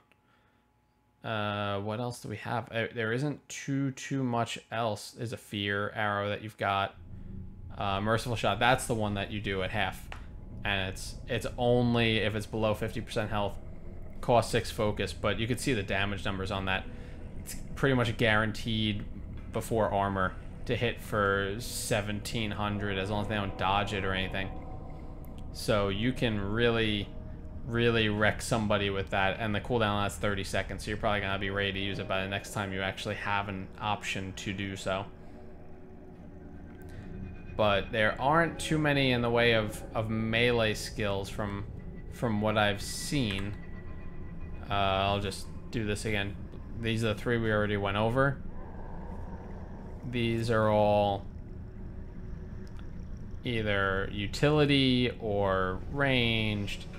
Passage in nature. You can track different things, which is cool. You can track it on your minimap. Like, let's see. How about... Yeah, this is to break, daze other people and kind of get out of there. I want to do Passage of Shadow, I think. So he's using that now. Did he turn up anything? Looks like he didn't turn up anything. Oh, no. Sorry, it was just covered. But you could see challenge, like, what quality, whether it's a superior, the champion or whatever. So they have normal, they have swarm, whatever else the types are.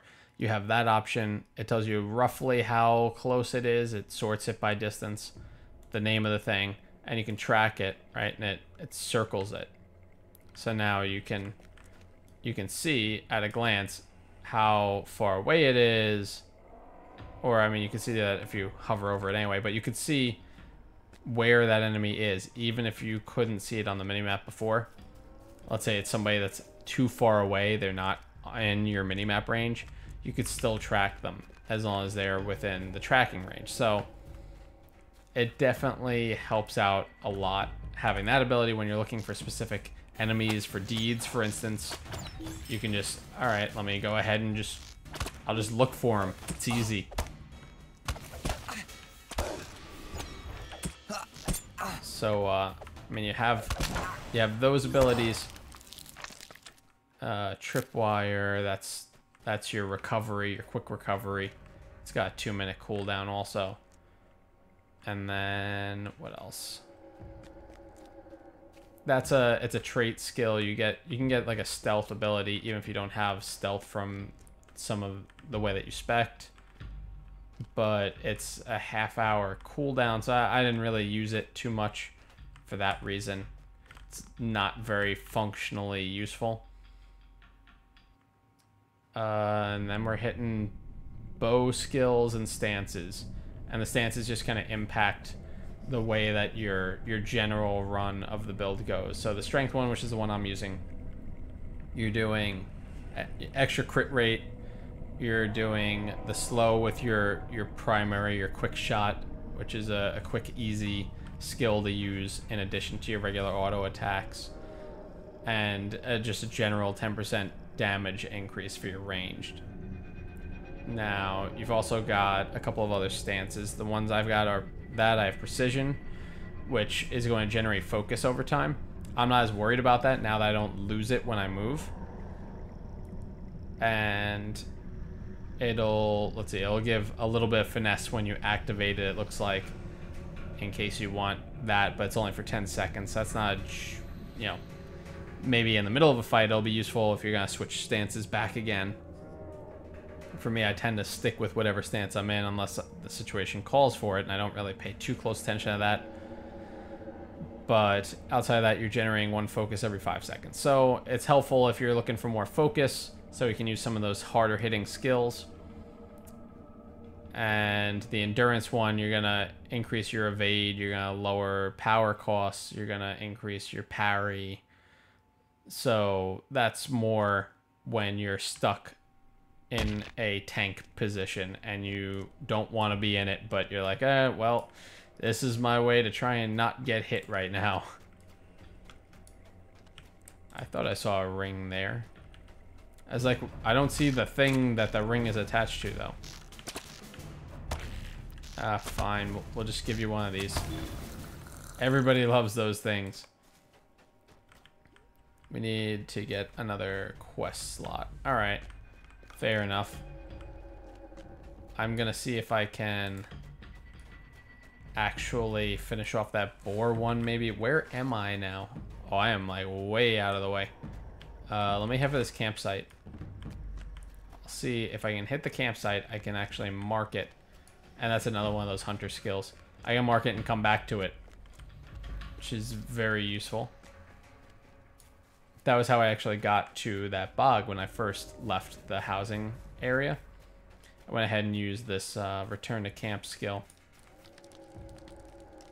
So for me right now, using this will mark it as your campsite. Yep. So now I'll jump straight to here. I could use that with no cooldown. It's just 9.5 seconds to use. So it'll take a little while to actually get it off, but you shouldn't really be using it in a combat situation anyway where it should matter. And it'll give you time to just make sure that you hit the right thing, or whatever your situation is. So that is very handy because now I can go back, milestone, or use the house thing, and then just immediately come back to this area without having any milestones here or having to worry about cooldowns or anything like that. So it's very handy to have that skill. But back in the day, for those guide 2 skills where they bring the whole fellowship, those used to cost a resource called travel rations. It was an item you could buy, and they'd go for a few silver a piece, but hunters would usually have a lot of them they'd be carrying for that reason, and it made you a little more cautious about using the guide 2 skills all the time, because you're like, this is going to cost me money basically for the quick travel, whereas now it's just simply use it, take some time to cast it, and find your way, and then everybody can follow you for free and doesn't cost anybody anything. So they made it a lot more user-friendly with that. But I did think that the travel rations thing kind of made a little sense to at least charge you something to do this. But that's okay.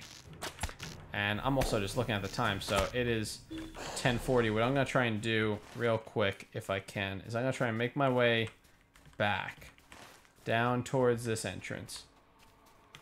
And I want to see if what I can do is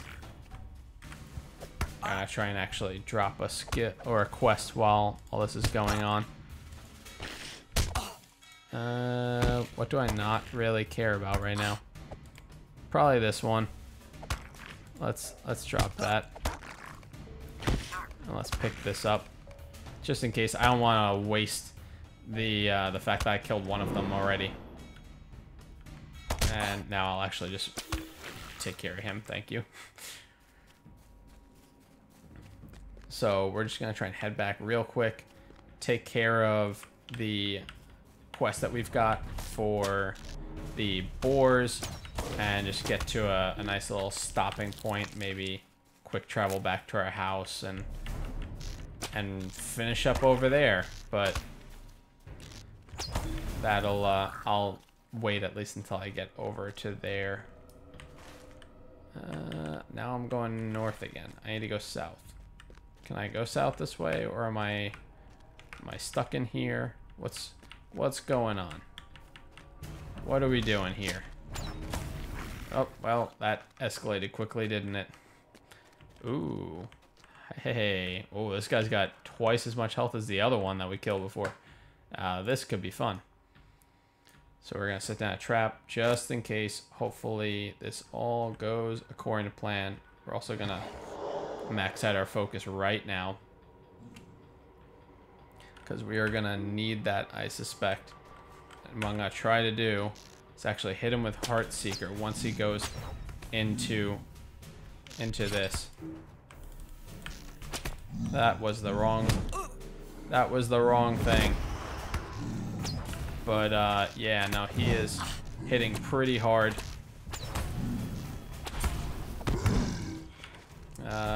Where's my quick focus thing? Alright, fine. We'll just do that then. How about we do this? And we're gonna try and just rack up some quick hits on him. Got him. That guy fell with a thud. So yeah, I mean, he hits hard, but if you use your skills right, and I didn't use them the most effectively, but I knew enough that I had that temporary way to get some more morale and just kind of shield myself. Ooh, there's a lot of these tough guys over here. This is not an area I should be in. Thanks, Sahil. Yeah, I didn't know how that was going to go either, but I was like, let's give it a shot. What's the worst that happens? I run away, maybe. I use this this desperate flight skill and just get out of here and call it a night from there. But we're actually closing up on level 35 too. We got less than 12,000 to go there. I was kind of hoping to run through this way, but I don't think I'm gonna be able to do that. And if I hit one of them, I'm scared that the rest are gonna follow. So I think what we're gonna have to do is we're gonna have to try and go around this way, maybe. Which is a little disappointing. I feel like we came this way. In fact, I am 90% sure we did. But at the same time, I'm just kind of trying to rack up a few extra kills on things. Especially these worms, because I know that I'm still getting credit on my quest tracker. I just saw the name change color, so I know that means that it's still ticking up even though I can't see it from here. And now I'll be able to see it a lot more easily, actually. There it goes again. We're up to 20 on it. But yeah, so we've got a few different Slayer quests in here, or deeds, I should say. And yeah, that's fine. I don't mind using some melee at this point.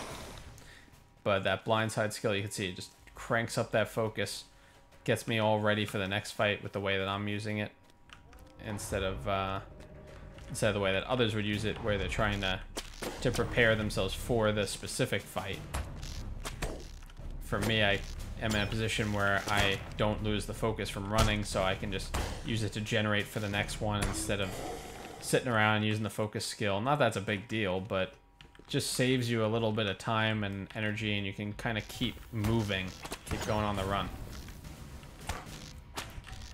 How far am I in the epic storyline? I'll take a look. I don't suspect terribly far, because I tend to get off track with that. I mean, I still have a quest from Volume 1, Book 2, which is a level 23. But I also have, Book 3, Book 4 I have available. So the earliest one I have is probably that one, the Book 2 quest.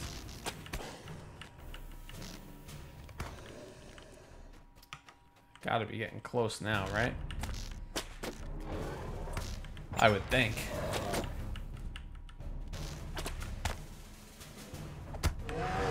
Got him. Love how he's just like, alright, fine, I'll just let you get close enough to to stab you that one last time.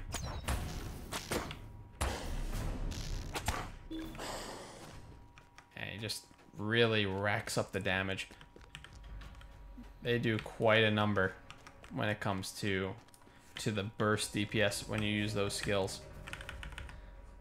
And Swift Bow is actually another one that I tend to like to lead with. Even though it doesn't have the slow effect, you're shooting 2 arrows and you're also generating 2 focus out of it.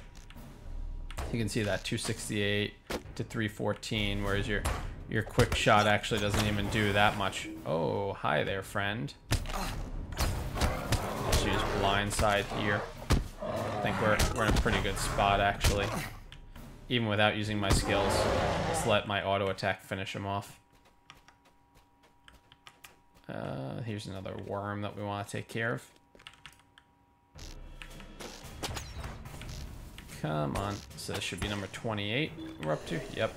So we're actually making some pretty good progress on that first tier of the Worm Slayer deed.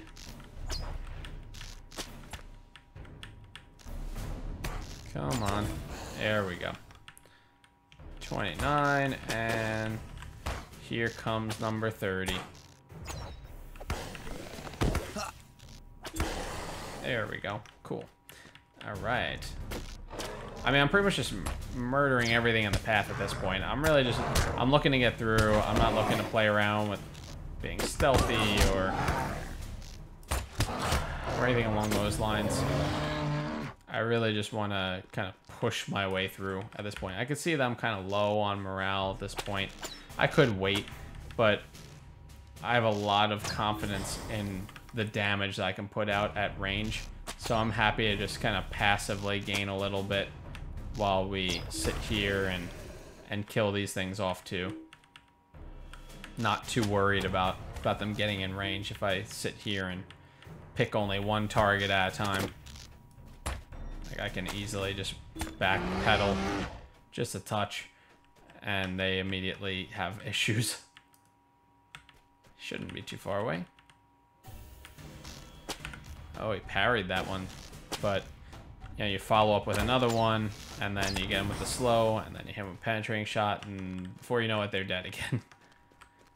So there's a lot of options with this. As long as you're in a close enough level where you can apply these roots or these slows, and you're not dealing with maybe somebody else, whether it's a player, you know, if you're doing PvMP or if you're doing just some other scenario, as long as you're not dealing with somebody that's got the ability to remove those, then you should be able to kind of dictate your own fight if you have an open enough area, which really does help out quite a bit. Creates plenty of opportunity. I mean, even I didn't slow him until he got close, and even still, I mean, I'm backpedaling. Did he hit me? Maybe. Yeah, he got me once now. He's resisting skills. I mean, that was a hard fight, and even that was still really not difficult with the skill set that we've got. So for regular running through the environment, you can do pretty well with this setup, in my opinion, at least. Still got half an hour on those countdowns. I hope that doesn't take that long for me to get back to where I'm looking to head to, though, because I definitely need to wrap things up here in a little while. That's why I'm trying to push my way through. I'd like to do that instead of some sort of quick travel or just running through on a mount without actually fighting anything, because there are things I can get out of this. You know, I can make more progress on the deed, which is always a good idea when you can, because those points add up and eventually you can get some of the stuff that you like. That skyline though, I mean, just the light with the sky, I really appreciate that. I do like the way they do the game with certain, especially the landscapes. Landscapes are a weakness of mine. I'm mean, I'm just gonna quick shot my way to victory here. He's struggling just to get up this hill at this point. Nah. That's okay, buddy. Ooh, more honey. We already know we've got a stack of that, so this will all go for my cook at some point. Now we should be finally breaking out of here. Ooh, Stone Troll's Glade. Yeah. You remember this if you read the books. I love how the music just kind of changes. It's like, no, this is actually a pretty peaceful place. But I like that they have stuff like that kind of scattered around where it sets the environment. If you weren't sure, I mean, you know, I'm sure they took some liberties with the in-between space, but it sets the environment for like, okay, this is around where they were. You know, I kind of had an idea roughly, but now I can literally see it. All right, we've got another elite-ish kind of guy, so we're just gonna go ahead and start off with him. He just ran right through that trap, which is fine. I mean, he hasn't done any damage yet, and I've already get him down pretty low. Just using regular skills and the penetrating shot. And that should do it right there. So, I mean, you can really cause some problems with this spec. This guy, yeah, sure, I'll fight him too.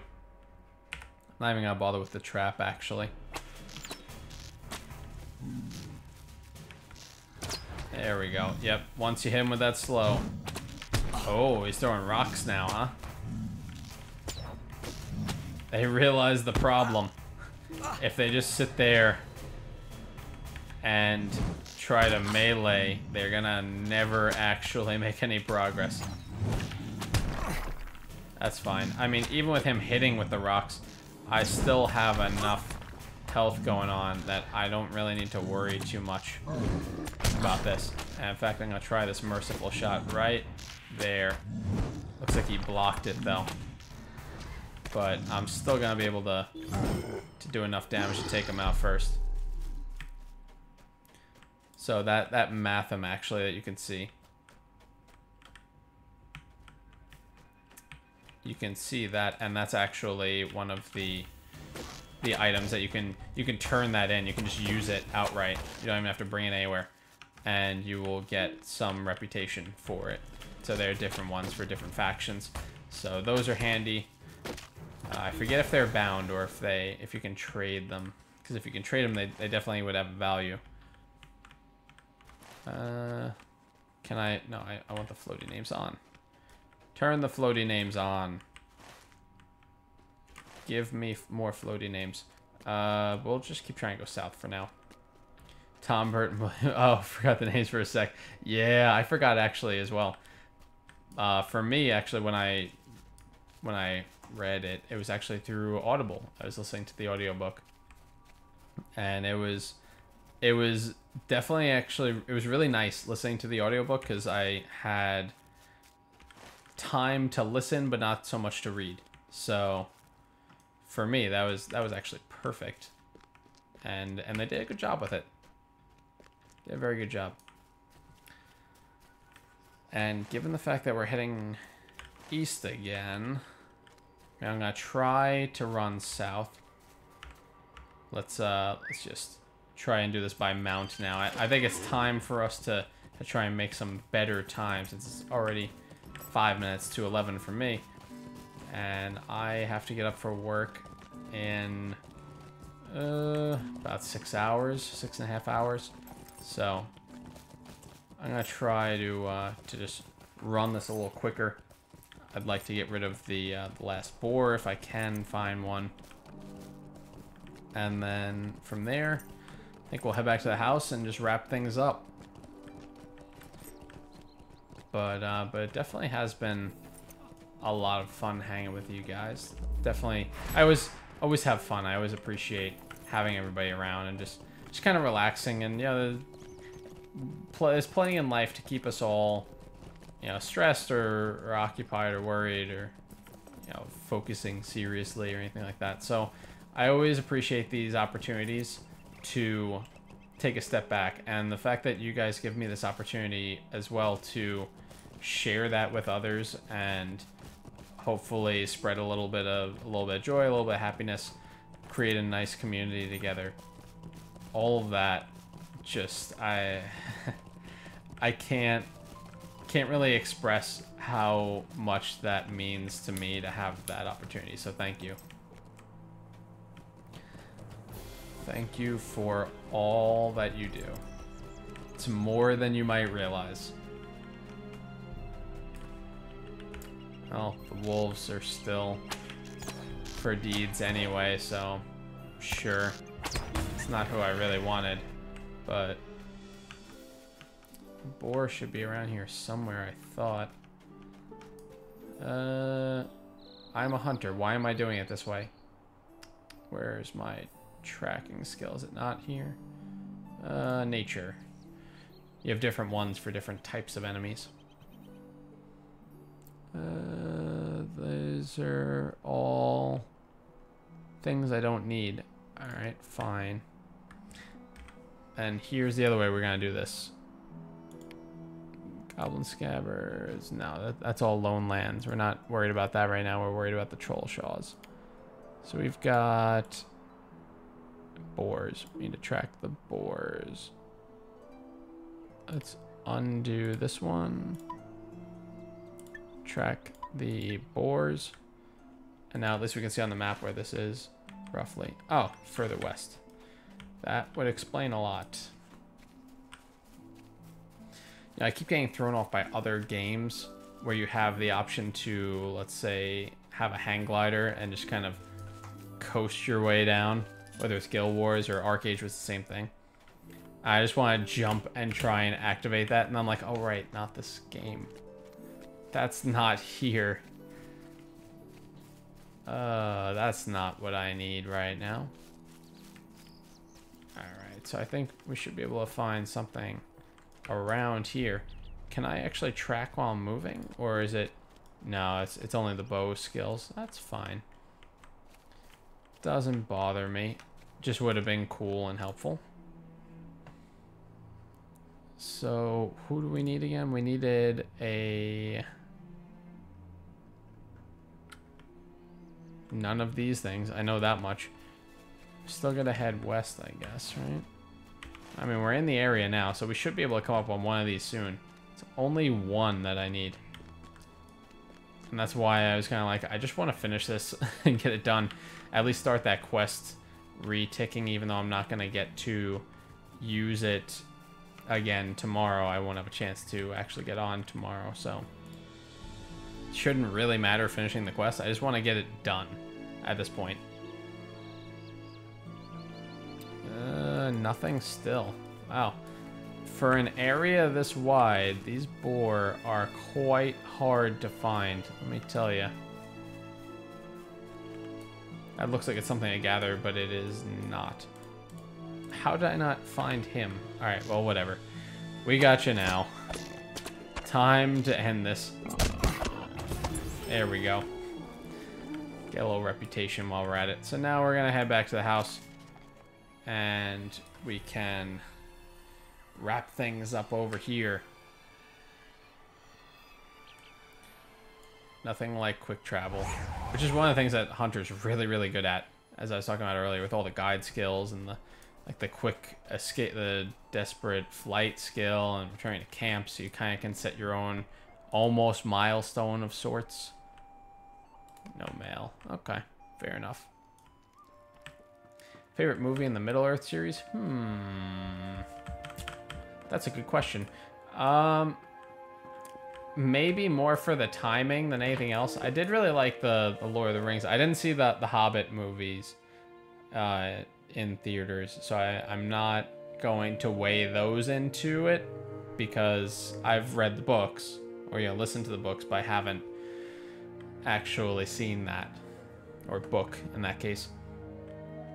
As far as the main three, the Lord of the Rings ones, That, I mean, the first one has some special attachment more because of when I went to see it, and it was more the circumstances around it. And, you know, when I was a younger age, I was like, oh, wow, this is amazing. And then as I got a little older, I still thought they were cool, but the first one that was like my first introduction to Middle Earth, period. So when I saw that, I was like, this is amazing. And then the other ones, I kind of knew a little bit more what to expect, so that aspect got taken away a little bit. But I mean, Two Towers was really cool too. It's a little hard to pick just because of that aspect in general, because Two Towers and Return of the King both had some really cool aspects. I'm sure the Hobbit movies did as well, even though I didn't see them. And Lord of the Rings is more of like on a personal level, I really appreciate it. So I guess if I had to pick one, I'd pick that more for that reason. But I feel like there's no wrong answer to that question. What do we got?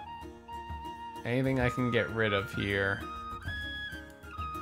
Probably in town, honestly. And I'm gonna try and do that. Oh, I also have all of these things I need to sell. So let's go ahead and do that, because we could probably afford to make a good chunk of change. We could have turned in those tasks, really, but it's all right. At this point, my focus is more clear out inventory, make your money, and you can always get more next time you go over there. They aren't going anywhere, those things. So I'm gonna have to get used to the new location.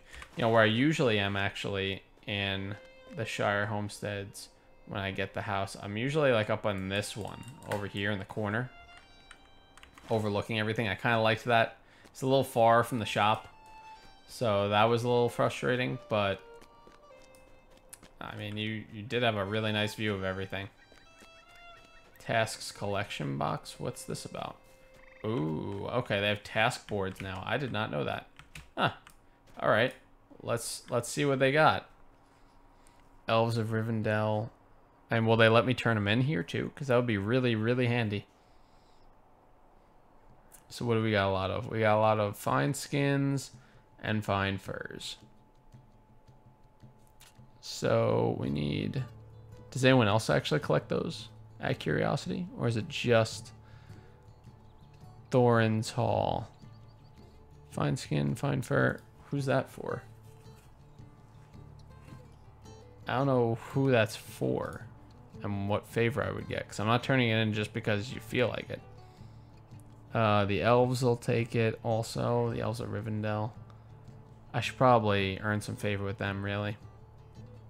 So we'll try this real quick. Can I turn in? Or is it more like, yeah, we'll give you all of these, but you're not going anywhere with it. Need more slots. I see the quest markers. Oh, collection box. That is much more convenient. That's good to know. I didn't know that was a thing. All right, well, we can literally just empty ourselves out then and kind of pick who we want to get reputation from, which is also really handy. So we'll just go ahead and do that until we run out of tasks allowed, and then probably sell the rest, or maybe hold them if we're not going to be missing anything as far as demand goes. You know, if we can save them, we can save them for another day after the reset and then get some more reputation. No. Did I not turn in? Finish. Oh, I already completed the max tasks. All right, well, that escalated quickly. So yeah, I'm gonna have to sell some of these things, and that's fine. Doesn't really bother me. It's not like I wasn't planning on doing that to begin with. What can I do for you this fine day? You can take all my crap. That's what you can do. 156 silver. I mean, 92 silver. We're getting some good coin for some of these. The Mathams I'm going to literally use right now and get 150 reputation with the Matham Society, because that is always a good thing to do. Getting reputation in general is a good thing to do. You unlock some good stuff. You can save some money buying things. You can buy things you couldn't get before. So that there's some good reasons to improve your reputations with different factions. Ooh, well-kept Mathams. Actually, I got a lot of those. Did pretty well on that. So the reputation, and I'll actually save that for a second just to show that screen, even though I'm sure some of you guys are familiar with it. But for those of you who are not, I'll show you what it looks like. Sell all of that stuff. We got some decent coin from today.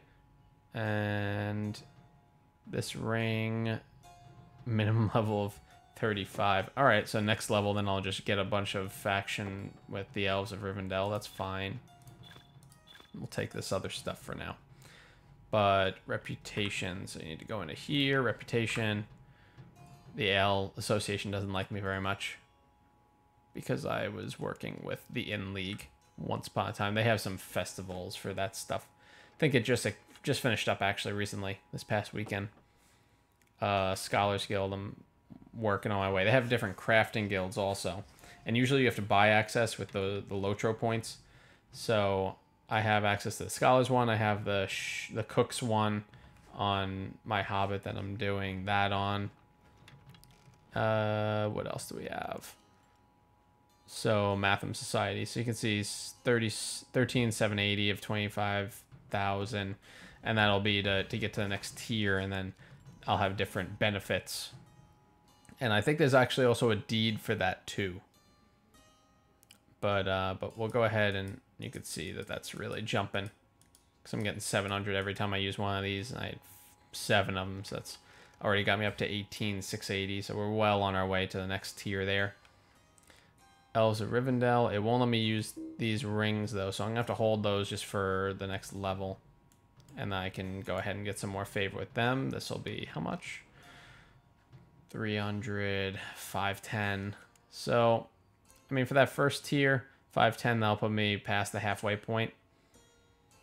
So, it's a start. Definitely better off than we were before. Task limit reached. Yeah, I'm not paying you mithril coins that I don't even have to reset the task limit. That's okay. I am not worried about it. Promise you that much. So, that being the case, the last thing I want to do is just find, I think it's actually in here. I want to find the vault person. Here we are, and this is where we started everything today. Is there something I can do for you? There is, actually. You can take a lot of my other crap. It seems to be the theme today.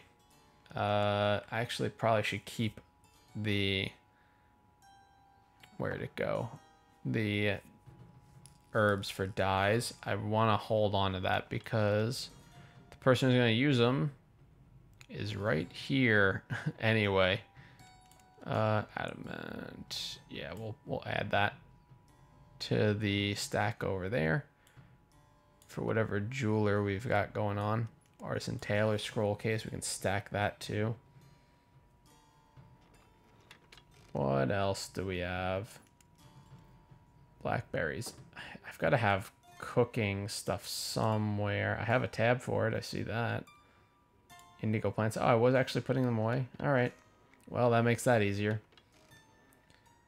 Torn Scholar Journals. Craftsman's. Do we have any Torn Craftsman's? Maybe. No. Possibly. I don't think so. All right. That's okay. We are going to try and put away some stuff into dyes. And whatever else we got, pretty much. Jeweler, we can go ahead and do that. We're going to run out of room in a sec, though. And cooking, that's definitely not going to stack with anything. That's not going to work. What else do we have? We have some hides. Of course, we don't have any room for that either. So we're going to have to sort that out. a little bit later. But for now, just try and dump any... Oh, I got all the scholar stuff. It's fine. We'll hold on to this. We'll deal with some more crafting of things next time we come back to the game, which will probably not be the next stream, but it will be soon. So I'm just gonna head back to the house that we've got here, and then we're gonna wrap things up here. But I really do appreciate you guys all coming out tonight. I definitely had a lot of fun. Hopefully you guys did too. Hope you enjoyed the environment, the community, and just watching me revisit a game I haven't played in a long time, but it was definitely a ton of fun. I'm absolutely stuck on something looking at this map. Stop turning off floaty names. I don't want to do it. You can't make me. Right. So I think, is the house up here somewhere? Wasn't this one, I know that. It was overlooking something or other somewhere. Overlooking the waterfall would be kind of nice too, actually. Over there. Home of Fluff. I like it. Good name. That's a strong name, Fluff. I think this might be the property over here. And there it is. So we're gonna wrap things up right here for the day. But thank you guys so much for coming out. I had a ton of fun. I would love to see you all around the channel plenty more. If you like this sort of content, you want to see some more, check out some of my other videos. Consider subscribing or following over on Twitch.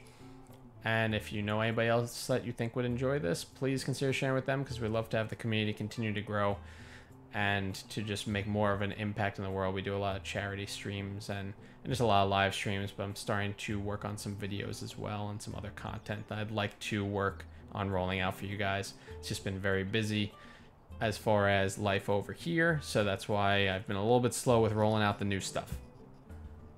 But Sahil, thank you so much for coming by. yeah, I'm heading out also. Yeah, no, I'm glad that I was able to teach you a little bit. I'm sure that there's maybe some stuff that I was a little off on, because it's been at least a year since I played. This is just from me playing and what I've kind of felt about the hunter. So hopefully it helped to hopefully it helped to teach you a little bit about that, and just give you a little more insight into how the hunter can work. And you know, there's other ways to run it, but watch the Hobbit movies if I have time. Yeah, I'm gonna have to work on that at some point. I'll have to bug Jillian about that one. But thank you guys so much for coming by. Would love to have you subscribe and join the community. We'd love to have you join that and just become a part of a nice, respectful, kind of laid back environment. And we do these things from Tuesdays and Thursday nights typically, but this Thursday I'm not going to be here. Normally I'll do that on a specific Twitch channel for my stream team called Streamers Connected. You can find more info about that in the description. I believe it's there. If not, I'll go ahead and post it in chat before I wrap things up for the night. But outside of that, it has been an absolute blast coming back to this. I hope you enjoyed it. Let me know what you thought in the comments. Subscribe if you want to see more stuff, and I'll catch you all next time. I'll give you updates on Twitter, and the next stream will be Tuesday night around that 8:30 p.m. Eastern start time once again. Thanks so much, and have a great night, everybody.